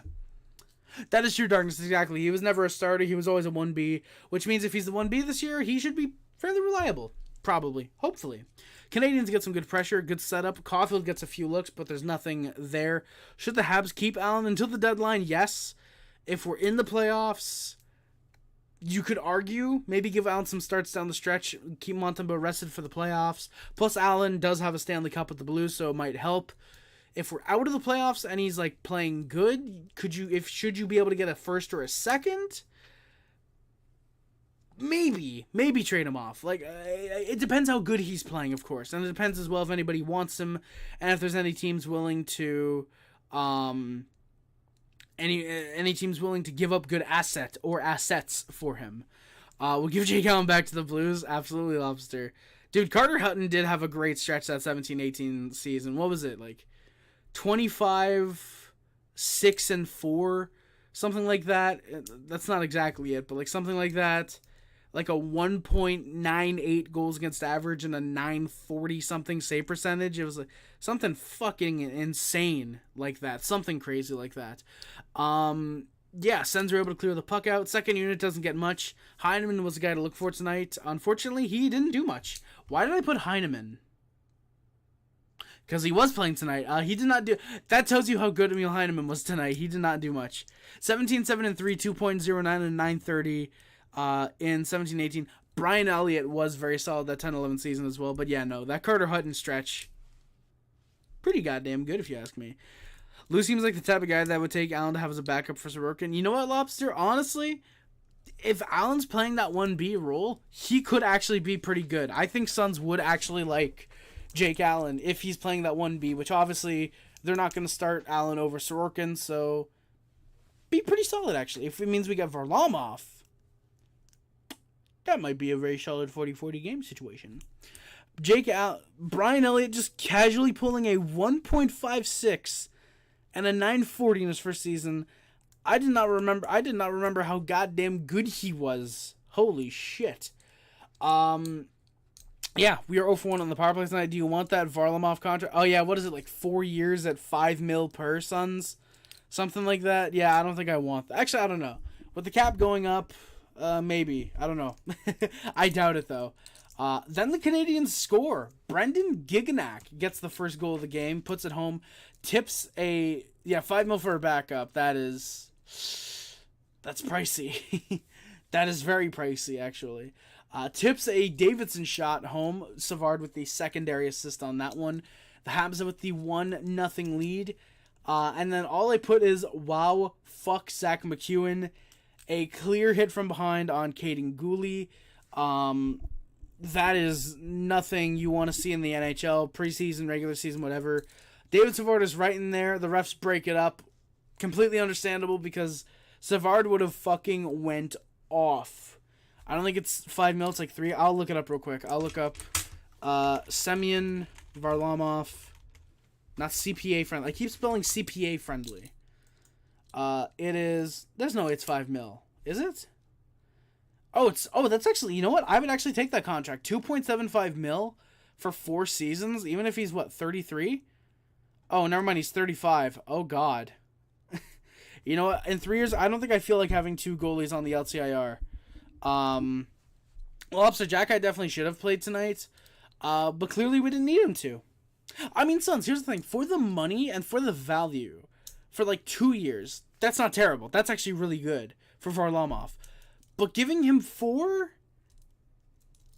a little bit kind of bad. You know what, Darkness? The Pierre Engvall deal, for what he became last year and what he looks like he could end up doing, I will defend that Pierre Engvall contract. 8 years for Pierre Engvall. If he ends up playing as expected, especially at $3 million for a potential top 6 player, that's not terrible. For Scott Mayfield, that is probably already one of the worst contracts in the National Hockey League, though. Pierre Engvall, honestly, for a half a point per game player, 5 goals, 9 points in 18 games last year with the Islanders, If he can put up 40 points this year, that's a very solid contract. And an 8-year deal, it takes until he's 35. But also keep in mind, at $3 million, by the end of that contract, if he's still like at least a reliable middle sixer, if not maybe bottom sixer, that's what bottom six guys are going to be getting by the time we hit 8 years from now. If the cap's at like 100, maybe 110 million somehow, bottom sixers might be getting $3 million. So like, yeah. But yeah, that Scott Mayfield contract, 8 years, expires when he's 38. Like, okay, he just put up 24 points last year, but like, do you really give $3.5 million to a guy who does that? Like, I don't think so. Mayfield will fit perfect in the Yzer plan's current decor. That is true, Lobster. Hey, Sons, maybe you have an offer for him. Scott Mayfield makes me want to commit Ron. I can't read the rest of that. The legit only reason why Varley got the contract was because of his bond with Sorokin or something. Oof, Sons, that is kind of bad. The worst contract in hockey is Colton Prakos. I cannot defend that Dal. Darkness, Justin Hall would like to have a word with you. No fucking shot you defend that. Sons, come on, you gotta admit, it's sound logic. It's sound reasoning. Bottom sixers are going to be getting that type of money in probably 8 years by the time that deal's done. If he can put up half a point per game, 30, 40-point seasons, that's not going to be terrible. That is not a terrible deal, especially with the cap going up next season. It's not going to be a god-awful deal. If he can turn into a consistent middle sixer, especially at that $3 million, that's quite good. That is quite good. So McEwen, I actually thought was called for cross-checking. Lou doesn't give a shit about anything. He's going to be... If you think so, Sons. I thought McEwen was called for cross-checking. He was not. It was roughing and boarding. Savard is also called for roughing. Habs do go to the power play. Sens are able to get a break early. Allen with a good save. I don't understand how so many people have us below Detroit. Lobster, it's the power of Justin Hall and Ben Sherratt, my guy. That's why they're going to be better than us. It's Ben Sherratt and Justin Hall, I'm telling you. Well, actually, you told me earlier. I'm a believer now that you told me that. Habs go back the other way. There's a good look for the second unit. Korpisalo was keeping strong so far. We were 0 for 2 on the power play tonight. Canadians get some more chances on the bottom six. Heineman tries to bury a rebounded puck, but the reflexes were a little bit too slow.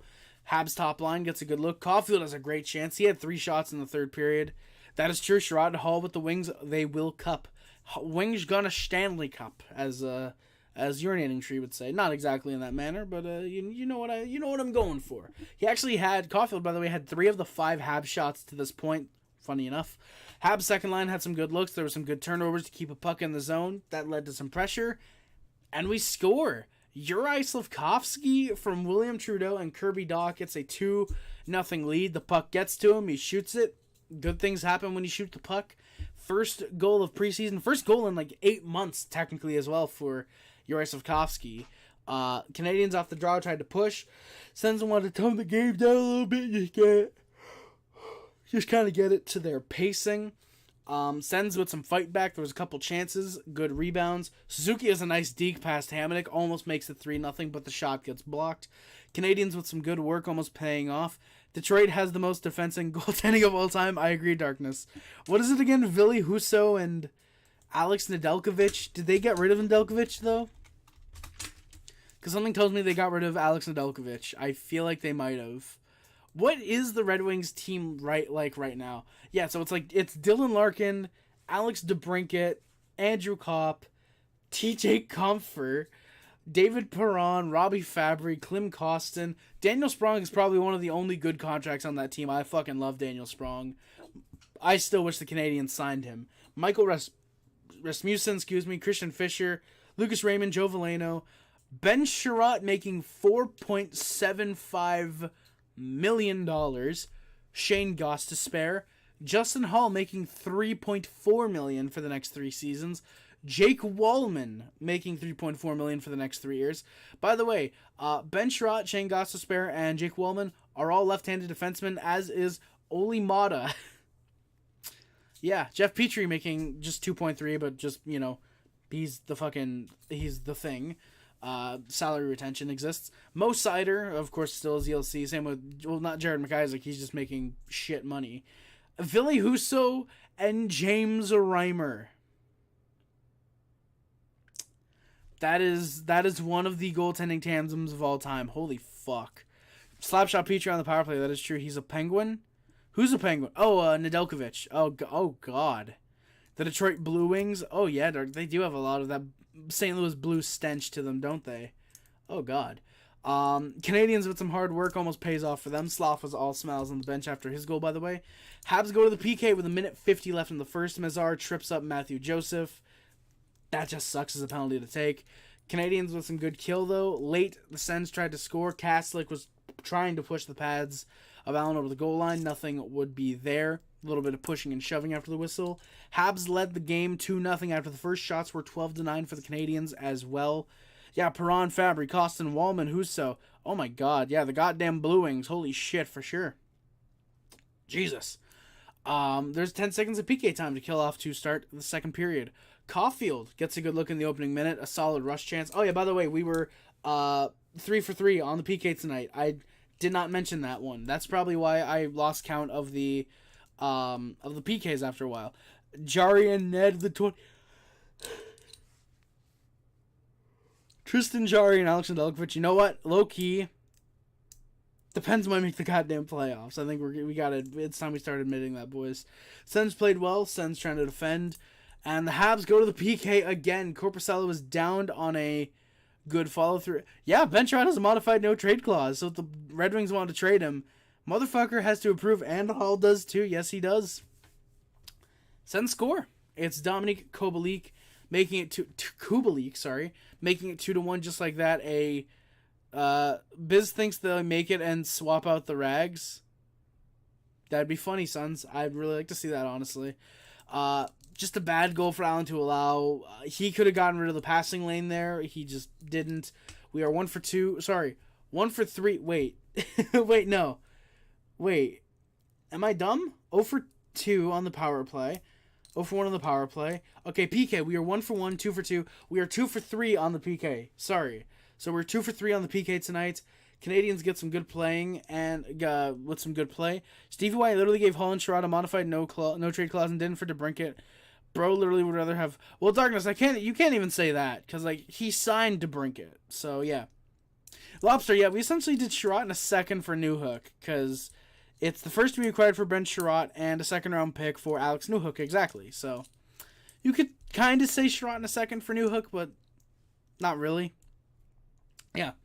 Habs go to the PK. It is Ridley Gregg called for an interference on Allen. So you do us, we'll do you. Kind of. Habs can't get much on the power play. A couple looks, but there's nothing special. 0 for 3 on the power play tonight. That sucks.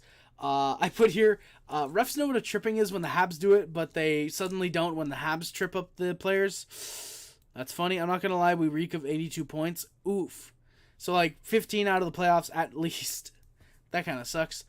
Sabrenko, what a dirty fuck. A clear knee on knee. Gignac was right in there to defend Jared Davidson, who went down. Sort of a fight. Not really. Both guys kind of dropped the gloves. Gignac just went in and they both kind of fell. Gignac's on top. That sounded funny. Yeah, we're going to get some 4-on-4 because why should the Habs not get a power play out of a knee on knee? Eiserman is starting to do the Lou challenge. Have many people meet ride you and call you a goat at being a GM. All the while giving out monster contracts to terrible defensemen. Exactly, Sons. I get, he was okay in Tampa Bay. He was kind of the reason they had... He's, kind of the reason they have a near dynasty. But, Justin Hall and Steve Yzerman, how many terrible contracts did he give out to Tampa Bay again? Darkness, yeah, never buying... Well, I mean, to be fair, you're also a Blues fan, so you kind of can't buy into the Yzerman hype as a Blues fan. But yeah, I get not buying the Yzerman hype, and I was kind of neutral. I was like, oh yeah, Yzerman can be a good GM for sure. He showed it in Tampa. We'll see what he does in Detroit. But I just can't buy into it. By this point, 4 years after hiring Yzerman, had the Lightning not gone to a Stanley Cup final and made the playoffs? I get that Detroit was in a far worse situation than Tampa Bay, because the Red Wings had fucking destroyed everything. They had, no prospects when they had hired Yzerman. The Lightning had at least sucked, but gotten Steven Stamkos and Victor Hedman out of it. And I think Vasi was already drafted, I think. But like, still, there's no clear plan. It seems to the Iceman, it's literally just, hey, let's just draft every European that we can, and, I don't know, sign the Americans in free agency, instead of drafting the Americans and then signing the Europeans like smart GMs would do. Yzerman did also pass on Zach Benson. That is true, Lobster. Common Yzerman L at this point, I would say. Seider was also not good last year. Can anyone else vouch for that? Because I did not watch much of Mo Seider, but I feel like there was a lot more people saying, like, oh, you know, he's playing all right. Not as good as rookie season, but still, like, good. But yeah. I'll believe you, though. If he was not that good, oof. Can't wait for that 3.3 for Sebastian Aho. 3.3, no more like 5.5. Very true. Darkness, yeah, you guys passed on Zach Benson, and oof. That's not a good look. That is definitely not that good. Senators score. Mathieu Joseph, who at this point had been their best player. I mentioned it earlier. He's been their best player. Good offensive chances. Solid defensively. Very good stick checking.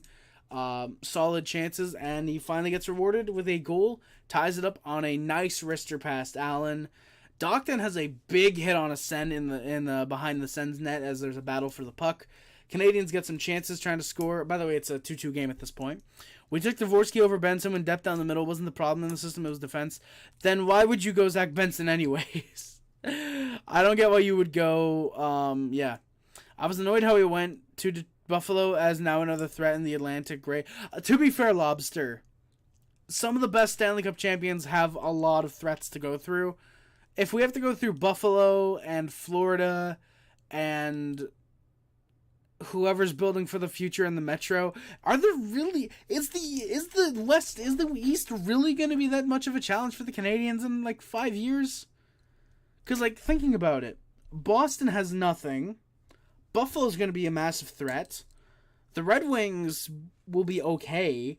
The Panthers I think are going to be good for a while. Montreal, well, we're Montreal and we're going to be damn good. Ottawa, I'm still not sold on. Tampa Bay, I feel like is selling everything and still trying and contend now. Toronto, jury's still out on Toronto. And then in the Metro Division, what is it? It's Carolina, who I feel like is okay for the future. You've got Columbus, and we all know who Columbus is. What Columbus is, I should say. There's Jersey, who I think is going to be really good in the future. The Islanders, who are the Islanders. The Rangers, who are the Rangers. The Flyers, who are the Flyers. The Penguins, who are not building for the future right now either. Hey, Ghislaine, thank you for coming by, man. Much appreciated. Sorry, I'm still trying to think. And then Washington, who's in a rebuild right now. You know, so while, okay, they might be good in 5 years. Ivan Marshachenko is going to be an elite goal scorer and a playmaker, I think. Are there any teams right now that in 5 years, aside from, like Darkness said, Buffalo, Montreal, and Jersey, that are going to be really lethal? Because you think about it, like, I don't know. Like, again, like, I'm not sold completely on Ottawa. I think Florida's going to be very solid for the future. And I don't know if there's any other teams right now that can... That is true, Sons. As long as the Islanders have Sorokin, you guys will always be, at the very least, in consideration for a wild card spot. So, that was very weird. Did you guys hear that on stream too? Just like a vzz, like there was like a... Did my phone just buzz? Because it's midnight now. Holy fuck, it's almost... Jesus. It is almost... 2 hours into the stream. Jesus. The West will be the better conference for sure. Arizona, Chicago, Anaheim, LA, the Oilers, I would argue, should be still pretty solid. The Minnesota Wild are going to be damn good. Nashville's going through a rebuild right now. They seem to go through rebuilds kind of quickly. There's going to be some damn good teams in the West. Yeah. Vancouver, hot take, I think they're going to be okay, actually. I think they'll be all right in 5 years. So, yeah, there's definitely going to be the Western Conference being a much better conference. So, this might honestly be the Canadians, like, It honestly might be the Canadiens at the very least division to lose, if not conference to lose in 4 to 5 years. Now, of course, can anything happen in 4 to 5 years? Somehow a team like Tampa or, say, I don't know, some of the Rangers completely fall apart, they end up rebuilding it up, and, oh my god, they're another class of the conference? Yeah, obviously. Will it happen? Time will tell. I don't think so, though. Ottawa's goaltending is trash. I agree, Lobster. I like Matt Sogard, but if you're running him as your backup this year, might be a bit of a mistake. Might be better to just go out and sign one of the garbage goalies that are on the market right now and just kind of suck this year. Yeah. We're rebuilding. I'm not saying we're rebuilding. Well, again, what else is a big surprise about the Blues? I'm glad hockey's back right now. Andy Smith, me too, man. I am incredibly happy that hockey is back for sure. Yeah, Jersey's going to be good. Exactly, Lobster. As long as, I just read that. Yeah, some carry price level of carrying. Some carry price. Some carrying, you could say.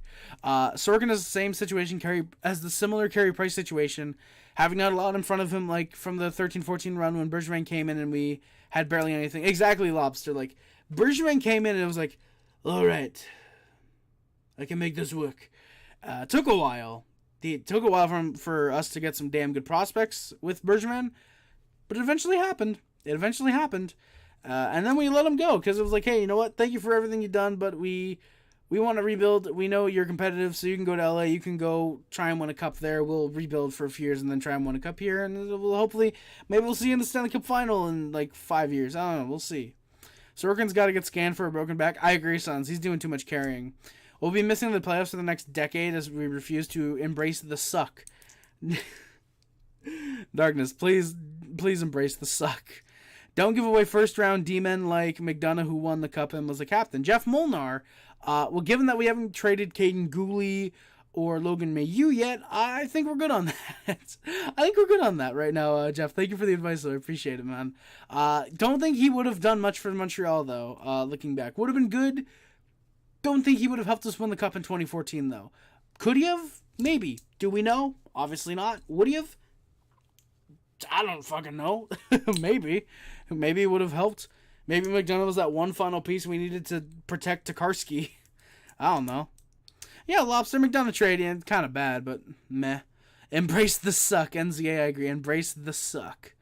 Exactly, Darkness. You guys need a number 1 D badly. Like, I don't know how many D are in this upcoming draft class, but like, I don't know. For me, like, as long as Binnington is a Blue, I'm gonna root for their downfall because fuck Jordan Binnington. But yeah, for your case, yeah, they definitely need a number 1 defenseman. I'd argue they need a number 2 defenseman as well. I'd argue.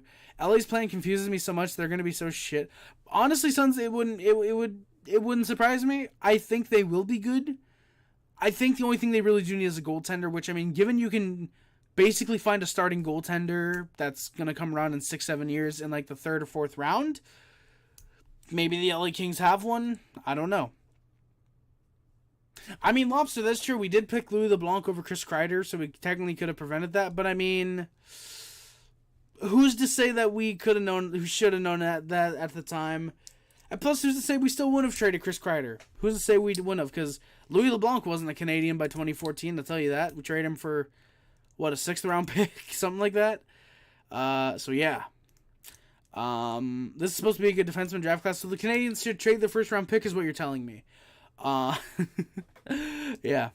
I guarantee you guys, the Canadiens, if they end up sucking this year, everybody's going to be dick sucking. Oh, we should draft a defenseman this year. And then we're going to go forward. And the Canadiens fans are going to fucking shit on us. The Canadiens fans are going to shit on management because, oh, they took a good defenseman in a forward class. They took a good forward in a fucking defenseman class. It's like, what the fuck? What does it matter? Habs should draft Cole Hudson for some reason. They will suck this year. I agree, Sons. Exactly, Lobster. Like, if Byfield had panned out to at least a middle sixer at this point, and if Turcotte had at least played in the NHL and done something, then yeah, like, that could have helped them. But yeah, those guys being busts are, yeah. Sons, exactly. Nobody hates the Habs more than Habs fans. Like, I get wanting to, like, really, like, go, like, oh my god, come on, like, I want, like, the best thing for my team. But again, like, when you're going, like, kind of what I did was incredibly disrespectful to David Reinbacher. When we picked him, throwing the hat, getting off stream, whatever. Like that was disrespectful, and I apologize to that. If I ever meet Ryan Bacher, I would fucking apologize for that. But you know, like what a majority of the Habs fans did, or what some Habs fans did, just being like, what the fuck? Why would we pick David Reinbacher being Mathieu Michkov? And like I got on stream and I kind of acknowledged, I think I acknowledged at that stream that, hey, maybe Michkov didn't want to come to the Canadiens. They took an interview. He took an interview with them, but then like told them like, hey, like I don't want to sign with the Canadiens or whatever, or I wouldn't want to sign with the Canadiens, blah blah blah, whatever. You know, so like I don't know. For me, on one hand, looking at it, like I definitely think, like I said, there is something like that where the Canadiens fan base wants them to be good. Part of them wants us to suck, and it seems like a lot of them want us to suck for a long time.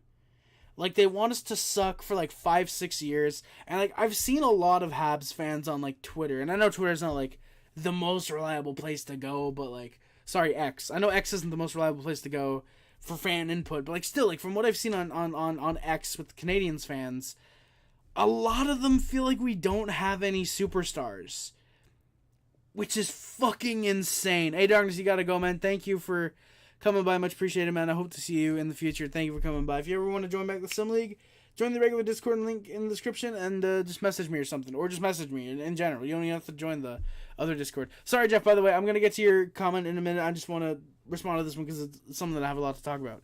But like a lot of Canadiens fans want us to tank because they don't think we have superstars. As if Nick Suzuki at 22 putting up a 65, 70 point season isn't showing that he could be a superstar. Cole Caufield on 45 goal pace last year is not a potential superstar. Lane Hudson doing what fucking Cale Makar has done in college is not a potential superstar. You know? While yes, we don't have current superstars, technically, give it 2 to 3 years and let these guys develop, and we have the makings for several superstars. Juraj Slafkovsky, just based off him being a first overall pick, I will say, has the potential to be a superstar in the NHL. So while yeah, we right now might not have superstars, again, like I said, give it 2 to 3, 4 years and let these guys develop. Be patient with the team.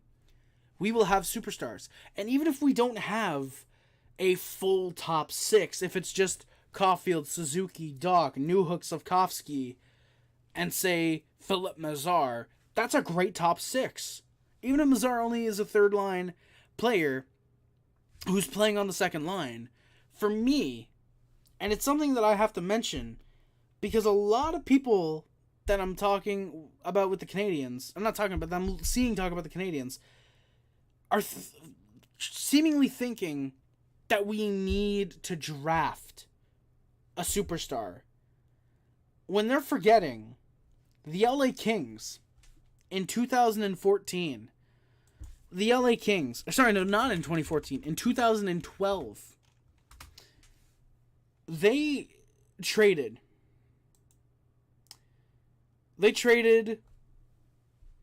a third round pick, a second round pick, and Matt Fratton to the Columbus Blue Jackets for Marian Gaborik. So now, well, yes, Gaborik didn't work out in Columbus, and he clearly wanted out. Still, they brought in a superstar who then in the playoffs put up 14 goals, 22 points in 26 playoff games. Sorry, that actually was the 2014 run. That wasn't even 2012. That was 2014. So I was right the initial time. So like, I don't know. There's a lot there for me to assume. For me, for me, I feel like a lot of Habs fans thinking, oh, we need to suck for the next 2 to 3 years. We need to get a superstar. No, you do not need to draft another superstar. Would it be great? Yeah, obviously. Like, I'll take if we end up drafting another superstar.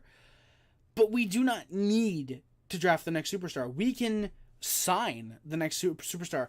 I think it was Ken Hughes who did an interview, and it was talked about a bit. he's already mentioned when we're in a playoff spot eventually in 2 to 3 seasons, we can end up overpaying to get pieces that we need because of how many picks we have, because of how many prospects we have.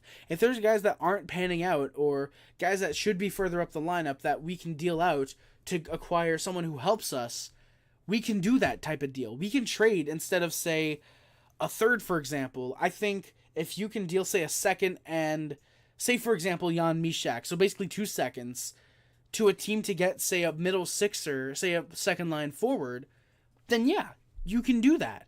You can afford to overpay by the time you're a playoff contender. It's not just, oh, we need to draft. We can't do anything. We need to draft these guys. No. How do you think we got Nick Suzuki? It was via trade. How did we get Kirby Dach, Alex Newhook? Via trades. Yeah, we drafted Cole Caufield and Raphael Hurd-Pinard, Juraj Slafkovsky, Philip Mazar, all these guys that are expected to come into the lineup. But there's notable names that we got because we traded for them, you know? So for me, it's like we don't just need to draft. You can do signings and trades and even waiver claims, you know, if you want to pick up some depth with the waiver claim. Paul Byron, you know? There's other methods besides just trading. And a lot of Habs fans seem to forget this, you know? Again, you look at that Marian Gaborik deal that the Canadiens made, you know?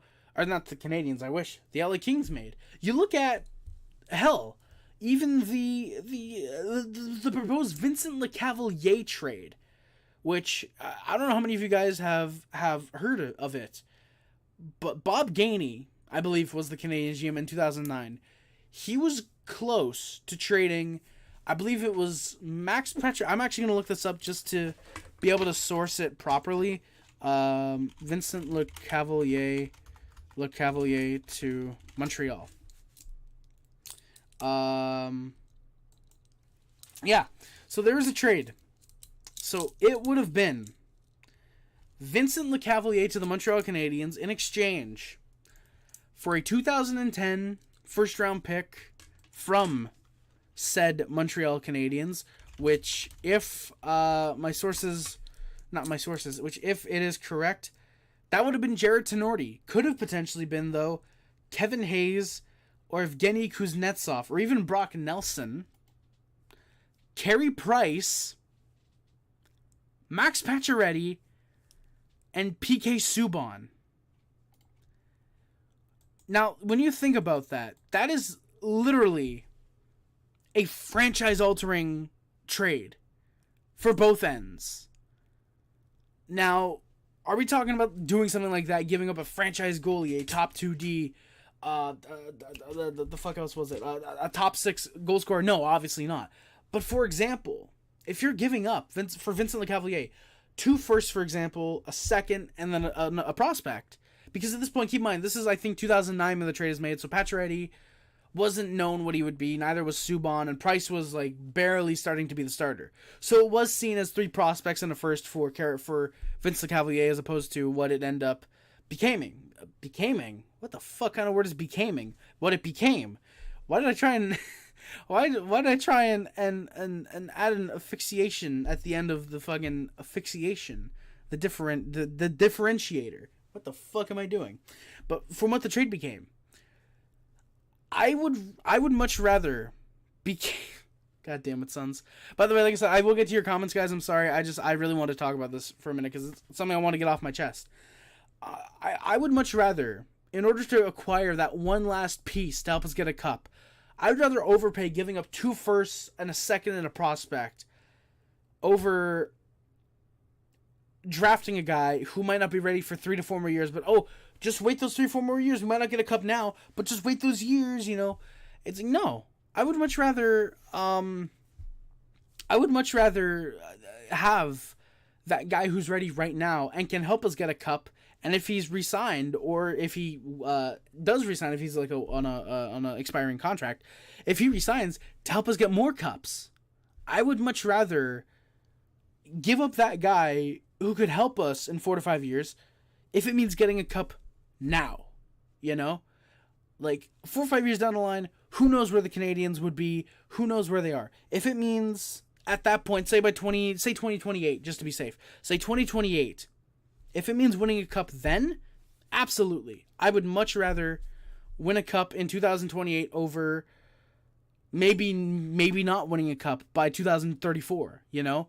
I'd much rather win a cup between 2027 and 2029 over not knowing over the next decade after if we end up winning that 25th cup, you know? I'd rather increase my odds then than risk the future. You know what I mean? I'd rather risk the future, I should say, technically, than play it safe in the present. That's what I mean to say. I think you guys can get that. So yeah, Sons, I agree. Nobody really kind of hates the Habs more than Habs fans in some ways. And again, it feels like a lot of, not self-pity, not really, but it feels like a lot of fans feel like they think they know players and the team better than the guys who are around the team, you know? They feel like just because they see what players can post on social media, they know a lot more, and they really don't. Because that is a fraction of the guys' actual livelihoods, especially around each other, you know? So, yeah. The brothers Hudson, that is true darkness. It would be insane for sure. When McCurry Price announced his retirement, how much of a salary are they on the books for? Habs need a stud goalie. Jeff, Price is likely probably going to announce his retirement after the contract is up. The salary as of right now, I believe, is fully on the Canadiens, but because Dvorak is also probably on LTIR for at least the first month, which I believe the minimum time to miss, the minimum amount of time to miss to be on LTIR is 14 days, and he's expected to be out until the start of November. Dvorak can go. We can place Price on LTIR only once the season starts, and we will not be on the books for any of his actual money against the salary cap. The $3.5 million signing bonus that would have been expected to be tacked onto the salary next year, so we're basically only working with $81 million, would not be tacked on if we wait until the start of the regular season to put Price in LTIR. And even then, Jeff, as well, like, Habs need a stud goalie, I don't even think that. If majority of our prospects pan out the way we expect, we have a stable top four, damn good top six, very consistent bottom six, and even, like, say, a good bottom pair. We don't need a stud goaltender. We just need a good goaltender who can make saves when we need him to. We need, if Jacob Dobesh, say, turns into that starter, cool. If Quentin Miller does, cool. If the I can't remember, Jacob Fowler, if he turns into that, cool. I think Jacob Fowler is probably the best out of the three goalies that we just picked, and Jacob Dobesh, who I'm a really big fan of. I think Jacob Fowler does have the best chance to be a really damn good goalie, but we don't need a really damn good goalie. We just need a pretty good goalie, which Fowler should still be. And obviously, the better goaltender we have, the more likely we are to win. But we don't need a stud goalie. We would like the better goalie, but we just really kind of need a solid goaltender. Imagine having the Hudsons, Gallagher, Caufield, and Newhook all on the ice at the same time. Lobster, that would be very funny. I will admit that. I feel like most fan bases are, kind of, Sons. Oh, Darkness, thank you for coming by, man. Good sir. See, Jeff, I do see. Plankton got Sons. Have you watched the ranking video like I have been the past couple days? That's funny. You referenced the Plankton got served creepypasta. That's kind of funny. I would personally want one more star forward, preferably another sniper like Caufield. Lobster, that's fair. You know what? That's fair. I completely get that, actually. Wanting a sniper like Caufield. Slafkovsky could maybe become that. I think he does suit as more of a power forward who can score. I think getting another sniper would actually be a completely fair idea. Say, for example, 4 years. Say somehow Detroit still isn't in the playoffs. We could end up trading for Alex DeBrincat if we need to, if he's a good 30-40 goal scorer and he agrees to come to Montreal, say the last year of his deal. We could go after, say, a DeBrincat, or I can't say a Matthews because Toronto's always probably going to want to try and compete with him. But, we can go after a guy who might end up being a sniper and trade for them rather than just purely drafting one. NZA, love to talk and all, but it's getting late. But before I go, I'm going to the Habs Leafs preseason game Friday. I'll look for you. I don't know what you look like, but I'll look for you Friday, and I'm gonna wear a Leafs sucks custom jersey I made myself. Hey, let's go, NZA. Hell yeah. Caufield would have gotten 40 goals easy if not for injury. Absolutely, Jeff. 40 would have pushed 45 to 50. I think would have been more safe for about 40, definitely. Playing 5 rookie defensemen was definitely unheard of for them. It will pay off, though, for sure. Slafkovsky needs to be the real deal. Jeff, definitely, you could say. Definitely. Yes, I am very proud of that one. But but but yeah, but yeah, no, I definitely I'm very proud of that for sure. But yeah, definitely playing the 5 rookie defensemen was unheard of. Will pay off though for sure. And now, while it means probably ending having to trade one of Barron or Harris, because you have, again, Gooley, Mayu, Reinbacher, Hudson, Barron, Harris, and Jacky, who are all going to be NHL capable. Big shout out potentially William Trudeau. We'll see. It's definitely going to end up working for the Canadiens. And again, see, that's another thing. We can end up using one of Barron or Harris, say, next year, if we want to end up, say, acquiring a top middle six type of player. We could end up using Barron or Harris, whichever one we end up trading. We can end up using one of those guys to help us out in that sense. It doesn't have to be just necessarily even a drafting situation. That's another good example. But Slafkovsky, yeah, definitely needs to be a real deal. I think if we're just patient with him, patient and showing a bit of progress each year, I think it's going to be perfectly fine. I absolutely think we will. I think we'll be perfectly okay. In terms of Slafkovsky's development. Another star forward that is a sniper, an elite goalie, and some more right shot D depth as backups of what I'd want. Lobster, yeah, that's fair. I think a star forward, the sniper could be fair. Again, I don't even think we need an elite goalie, just a solid goaltender. Even then, some right shot D depth. I don't even know if we can say right shot D depth is something that we really need. I think we're really solid on defense for the future, though. Yeah, hey, well, to our strong Randy, how's it going, my good sir? Thank you for coming by, man. Absolutely. What's up with your nose? Yeah, I was picking at it. I had a pimple yesterday, and I popped it today, and I accidentally scratched my nose because it was itchy as well. And so, yeah, you guys probably didn't notice it, or I'm hoping you guys didn't, and you were just being nice and not saying anything if you did notice it. But, but yeah, that's what's up my nose right now. Bro, yeah, Lobster, exactly. The Bob Gainey trade, the funny thing is, the only reason that trade didn't go through was because the ownership for the Lightning had changed hands, and new ownership didn't want to do the trade. They wanted to keep Vincent Lecavalier. So Lecavalier was almost a Montreal Canadien, but like I said, new ownership took over, and they didn't want to trade Vincent Lecavalier, basically. Kenny Hughes is doing a fine job so far. Many young defensemen to choose from. Marty St. Louis is demanding but fair. Habs will be better than most think. Exactly, Jeff. Exactly. I love that part of your comment. The top of your comment is cut off, by the way. That is a little bit funny. I like Streamlabs. You guys can probably tell. But yeah, but yeah, for sure. I absolutely think the Habs are going to be better than expected. I keep saying, I think the Canadiens are going to be near near a wild card spot for majority of the year. They might fall off towards the end, or maybe they're not in it right at the start. But I definitely think the Canadiens will be in contention for a wild card spot for a good majority of the season. Like you said, Marty St. Louis is demanding but fair. He allows the players to go out and play their game. He does not look at video footage like he did with Doc and Newhook. He said he does not look at video footage. He comes up with his own interpretation of the player when he sees them playing with the Canadiens, when he sees them practicing, and I love that. He's not buying into, oh, well, Newhook, yeah, he's a third-line player, or I'm going to play him third line. No, I'm going to see Newhook for myself, see what he is, see what type of player he is, and work with that. I love that. I didn't notice Harry's nose is all fucked up. Thank you, Sons. I'm glad you didn't, man. Appreciate it. You guys can see it a little bit more now. Harry and Pizzetta fought and Harry won. You fucking know it, Lobster. Becaming in my pants. Thank you, Sons. You becaming tired with your wording, Randy. Yes, I did. They aren't getting in salary hell this time. No, we are not, Jeff. Not. Well, actually, we might, but a good salary hell is in. We have so many good players, and we have to pay them all eventually. Dobesh from Ohio State. Yes, indeed, Jeff. Very excited to see how he plays with the Laval Rocket this year. Probably for the next, I'd assume, 2 to 3 seasons.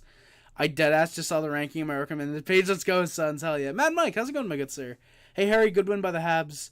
And I see Tripp just totally messed up my... How, Mad Mike? How did he, How did Tripp mess up your plans? How did he do that? XD Tripp?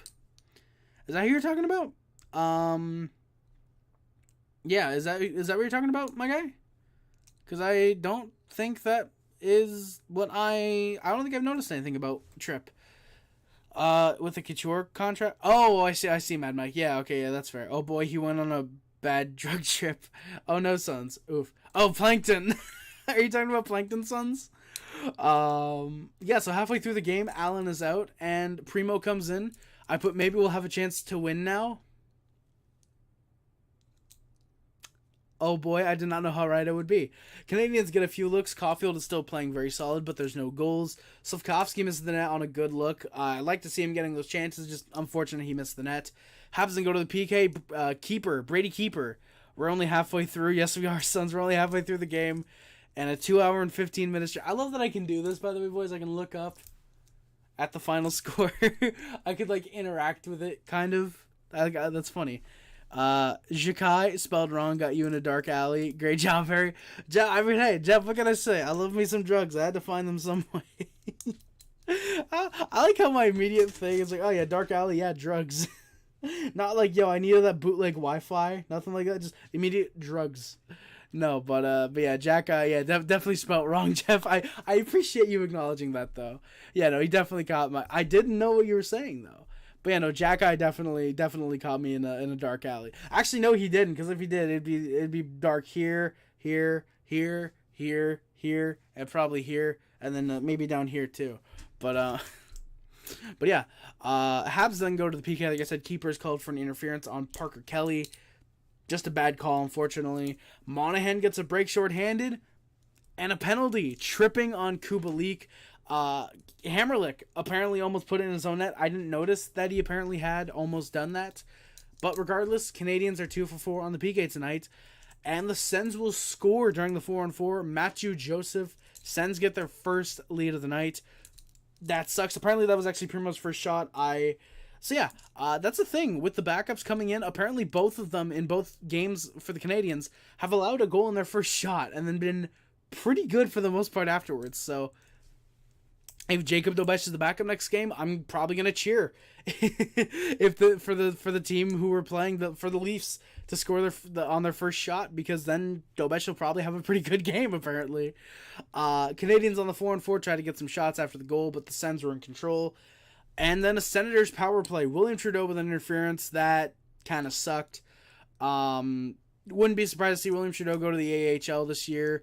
Wouldn't be surprised to see him get cut after, say, the 5th or 6th game. Thought he had a pretty good game aside from the penalty, but yeah. I'm headed to bed. 2 back-to-back long streams go brr. Thank you, Sons. I appreciate it, man.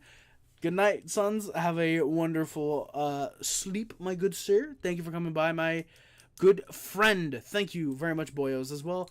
We're going to try and end the stream in a few minutes if I can. Canadiens tried to clear the puck. What the fuck did I just do? Okay, I don't know what I just did. And I lost my placement in the notes. Son of a bitch. Never mind, I didn't. We're good. Canadiens tried to clear the zone, but there's nothing there. Sens in the final minutes looking really hard for a 4-2 lead. Primo then robs Kubalik in the slot during the power play. Kastelik tries to score on the... Mark Kastelik try and score an empty net goal challenge impossible. Good block by David Savard. Not even a block, a good stick check by Savard. Canadiens are 4 for 6 on the PK tonight.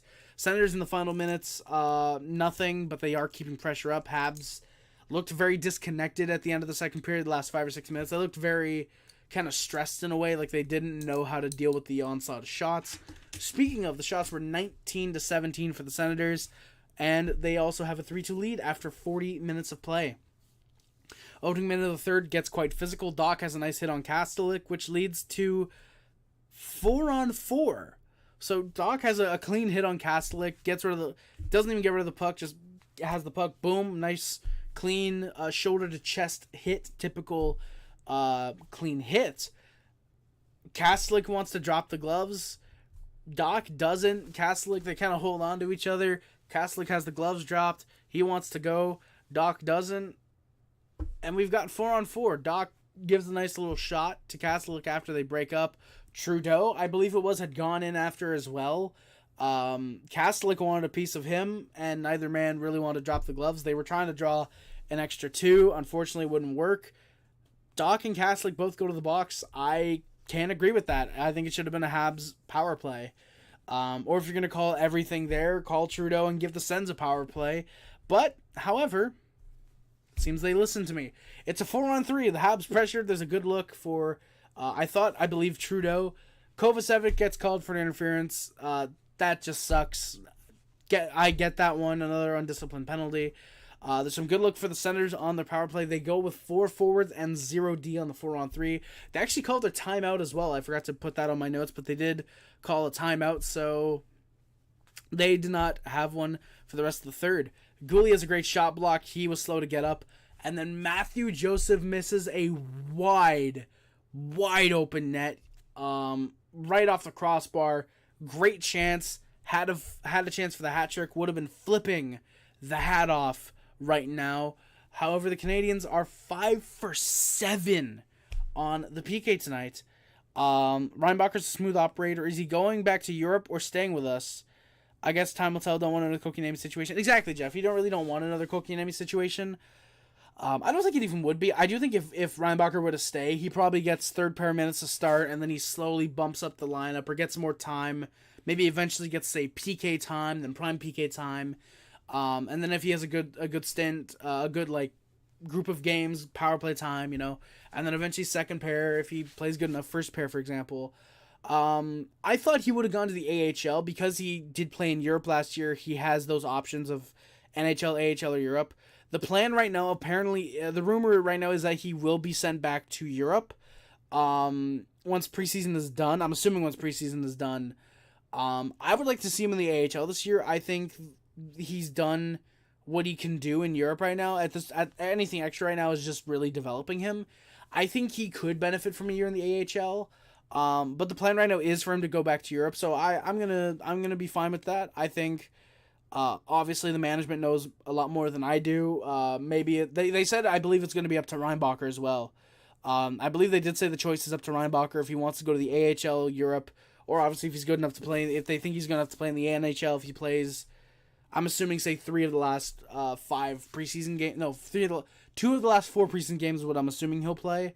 Then if they want to keep him in the NHL, they'll probably ask him if he wants to be in the NHL, which he'll more than likely say, yeah, please, thank you. But my guess is I would want to see him in the AHL. My guess is they send him back to Europe for the year, though. So, yeah.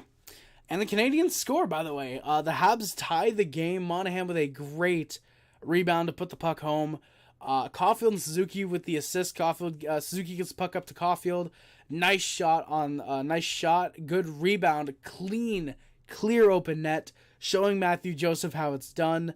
And it's a 3-3 tie game just like that for the Montreal Canadiens. Habs with some momentum off the goal as well. Suzuki, nice shot block off a bad turnover from behind the net, keeping this game tied.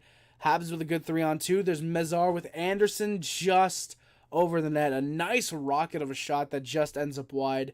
Anderson had a pretty alright game, actually. I'm going to be excited to see him in Laval. Hopefully he gets a game or two with the Canadiens. I'd like to see him get on the fourth line, maybe. I could honestly see that where Josh Waugh is. Probably Josh Waugh is the one that makes the lineup out of any of the Habs prospects. But it wouldn't surprise me at some point to see Waugh maybe be sent down and say Elias Anderson gets a call up, or if he plays in the AHL, Philip Mazar. It wouldn't surprise me to see it be a small little rotation potentially of a couple players getting rotated to see how guys do.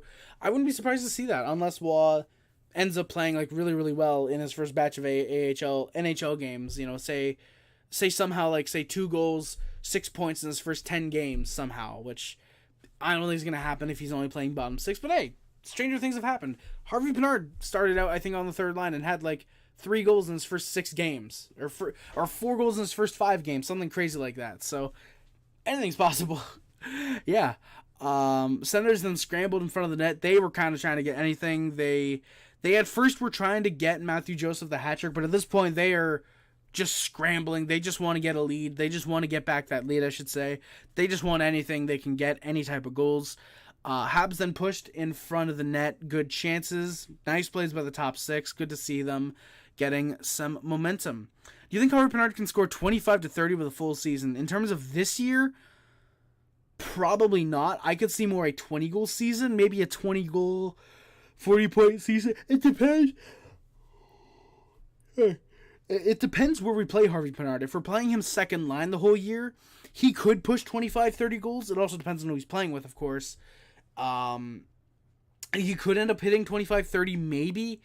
To expect that out of a rookie who's 23, 24, who isn't supposed to be like a top-line guy like Caufield, might be a bit jarring. 25 could be doable. 30 would have to be like a really good year. I think 2 to 3 years down the line, absolutely you can expect a 30-goal season from Raphael Harvey Pinard. especially if he is playing on that second line. He's very consistent on that second line. Doesn't end up playing on the third line if Slafkovsky somehow doesn't develop, which I think he will develop, obviously. It's just, again, a matter of time. But Harvey Pinard this year, I could see 20, 25, maybe, doesn't say 50, 20, 25 goals, maybe 50 points, something along that line. Lobster, exactly, yeah. Harvey Pinard is kind of our future primetime good Gallagher, except he doesn't get overpaid when it's time for his big boy contract. And he probably doesn't get injured nearly as much, mostly probably because we don't have Shea Weber blasting pucks at his fucking hands like 3 times a year. So, hopefully that doesn't happen. But yeah, I could see, that's weird. I see people comparing Harvey Pinard to Gallagher, but I don't see it really. Like, I do get he gets in front of the net, but I don't see him being, like, as scrappy as Gallagher. I see him having more offense than Gallagher. In that type of way, I see him being similar to Gallagher.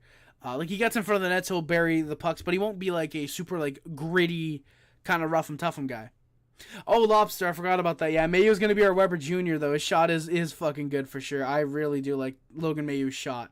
So, fuck, we might actually have a replica of Gallagher and Weber. Son of a bitch. Maybe we should trade Logan Mayhew. Now that I think about it, maybe we should. Maybe we should deal off Logan Mayhew. Because or Harvey Pinard. One or the other. Dealing off one or the other. It does prevent the issue. I'm just saying. It does prevent the issue over that on Lobster. I'm glad you liked that joke. I'm glad you did. The Habs go to the power play. It's Torre called for a hold. That is a very clear hold. Just pushing Doc up against the board. The puck is nowhere. Southern voice for some reason. Very clear, like I said, just holding Doc against the boards. Puck's nowhere near. And the Canadiens score. The future is starting to be deja vu. For sure, Lobster. The future is absolutely deja vu. We got Bergeron. We got Steve Shutt. We've got Brendan Gallagher. We got Shea Weber. We've probably got Jose Theodore in the lineup eventually, hopefully. We've got... I'm trying to think of more comparables. We've got... I'm trying to think of, like, a small Frenchman who's fast to compare to Josh Waugh. We've got another Bergeron. We've got Bob Gainey, you could say, I guess, about, not Mazar. Not Xavier Simonu. There's a fucking, I forget which centerman it is. People are comparing a lot to are comparing to not Bob Gainey, might be Guy Carbonneau, I'm thinking of, actually. Watched Coast of the Red Wings goalie all year with the Toledo Walleye. He struggled after Eisman put him in the ACHL as a rookie. Really, Jeff? Well, you know what? I was one of the people that was absolutely against that move, even at the draft. Not saying him down, but drafting him. I thought with Jesper Wallstedt being available, that should have been the Red Wings pick. If they wanted a goaltender, Jesper Wallstedt was the guy to go for. Costa might be good. He might end up being a good backup. Like Lobster says, I don't know if he's going to necessarily be a bust. Comparable to the goalies that were available and the players that were available, yeah, definitely. But overall, like, I do think he's going to be a good backup. He's going to be, similar to kind of a Jake Allen, if you will. Like, he's sort of going to be like a kind of 1B, can have some good moments, look like a starter, but won't fully develop into that starter. I think with Jesper Wallstedt, who genuinely will be a top 5 goalie in the league at some point in his career, I think with that guy being available, you going Sebastian Costa, that's a massive mistake. I think it's a massive mistake. I want to say I'm wrong, and Sebastian Costa, I want to say Sebastian Costa, I want to be wrong. Like, oh, Costa develops into a starter? Yeah, I was dead wrong about him. I want to say that. But just... I don't think I will be able to. I want to say Alexis Lafreniere is a bust, and then I'm proven wrong. Mostly because I have cards of him, but, like, still. I want to be wrong. Do I think I will be? Unfortunately, no. Also, fortunately, yes, because... Do I think I'm wrong? Unfortunately, no. But fortunately, yes. Because it also means that I'm probably going to be seen as more credible by a couple people who might not, who I might be one of the only people who actually was from the start saying Alexis Lafreniere will be a bust. # subscribe to me for more great predictions. Fowler, the guy we drafted, kind of plays similar to Jake Andre Craig. Really, Lobster? You know, I hope he doesn't take as long to develop as Craig Anderson, but if he has the playoff run like Craig Anderson, I'm going to really like Jacob. Jesus Christ. The longer the stream goes, the more this becomes noticeable, isn't it? Jesus Christ. I got to stop fucking scratching my goddamn nose. Lafreniere will end up being given to us for cheap, and he'll be the star. Lobster, I would like that. Who's to say? We sort of do have an open spot on that second left wing. If we move Caufield back to right wing and Slafkovsky takes that first line left wing like we expect, I mean, I'm just saying. Who's to say Lafreniere won't be that last piece we need? It'd be fucking hilarious if it was somehow the guy who I've been calling a bust since before the draft. I'm pretty sure before he was drafted. I was calling him a bust, and he ends up being the guy the Canadiens need. It'd be hilarious. I would love it, but I don't think it's going to happen, unfortunately. I know there was rumors in the offseason that the Rangers might trade Lafreniere because they need cap relief, and they don't want to give him what he wants. And what did he sign for? What was it, like $3 million over 3 seasons or something? It was like a bridge deal. Lafreniere cap friendly. Thank you. Oh, okay, so it's $2.325 million for 2 years. So he's still an RFA at the end of the contract. You know what? That's actually not terrible. He put up 16 goals, 39 points last year. I didn't even realize he went scoreless in the goddamn playoffs last year. That is fucking awful. Jesus.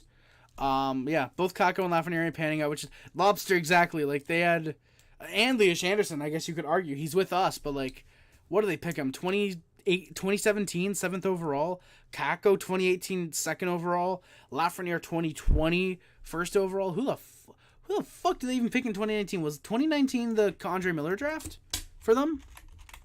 Who did they pick in 2019? I gotta look this up real quick. Oh no, 2019 was Capo Kakko. So did they pick Elias Anderson in 2018 then? No, they didn't. They picked Niels Lundqvist, and Andre Miller was 2018. Okay. Yeah, and then 2020 was obviously Lafreniere, which is kind of goddamn funny when you think about it, if you ask me. Also, big shout out, Edmonton taking Dylan Holloway, and then we take Caden Gooley right after. Thank you very much, Edmonton. Love you. Condre Miller is literally the only good pick in the first round so far for the Rangers. I agree, Lobster. Genuinely, like, I like Condre Miller. I think he's a very, very solid top 4 defenseman and a good top 4 option for them. I think he's going to be really good.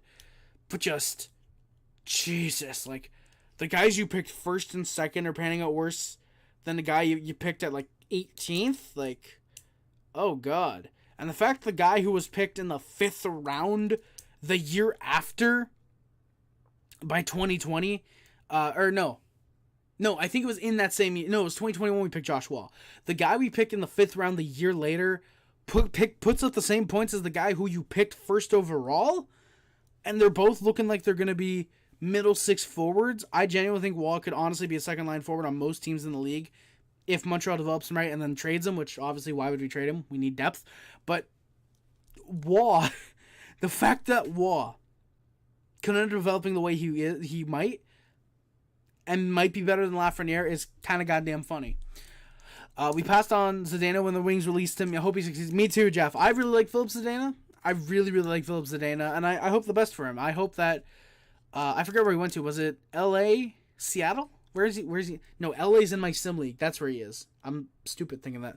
Yeah, wherever Zdeno went, I think it was Seattle. But wherever he went, I hope he turns into a 60, 70 point scorer, best player that he can become with whatever team picked him up.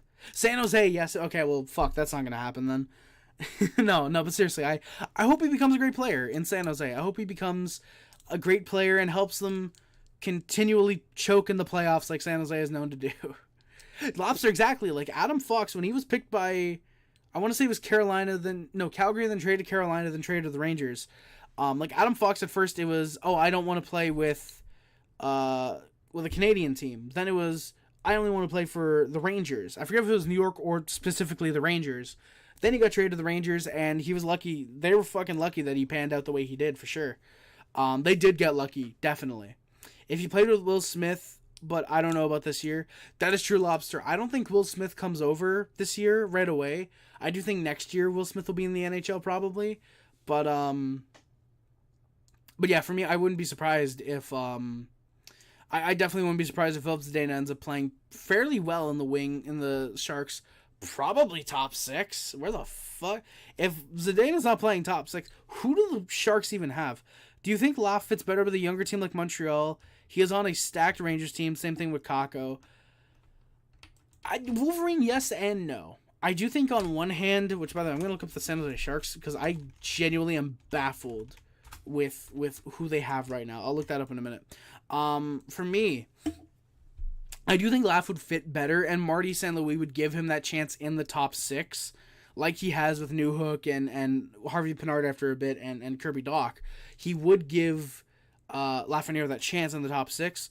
It's just a matter of, I think at this point, Lafreniere putting it together and having the right coaches, which I think Montreal have the right coaches to get players to play up to their potential. But it's not just that. It is also the player knowing what they have to do and how they have to, and knowing how they have to play and what standard they're going to be held to. And yeah, so for me, like, I think Laf could fit better with Montreal. Same with Kakko for sure.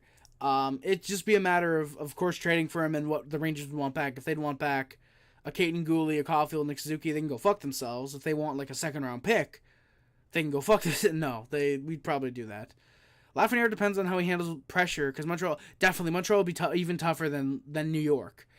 Though to be fair, if he's used to the Rangers' pressure or he knows it, and it's just like that little bit extra than with Montreal, he could get used to that too.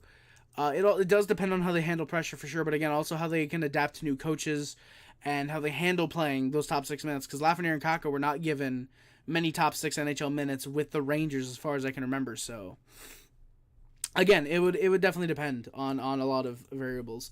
Yeah, so the San Jose Sharks. So who do they have? Hurdle. They have Thomas Hurdle, Logan Couture, Kevin Labanc, Mike Hoffman, Anthony Duclair.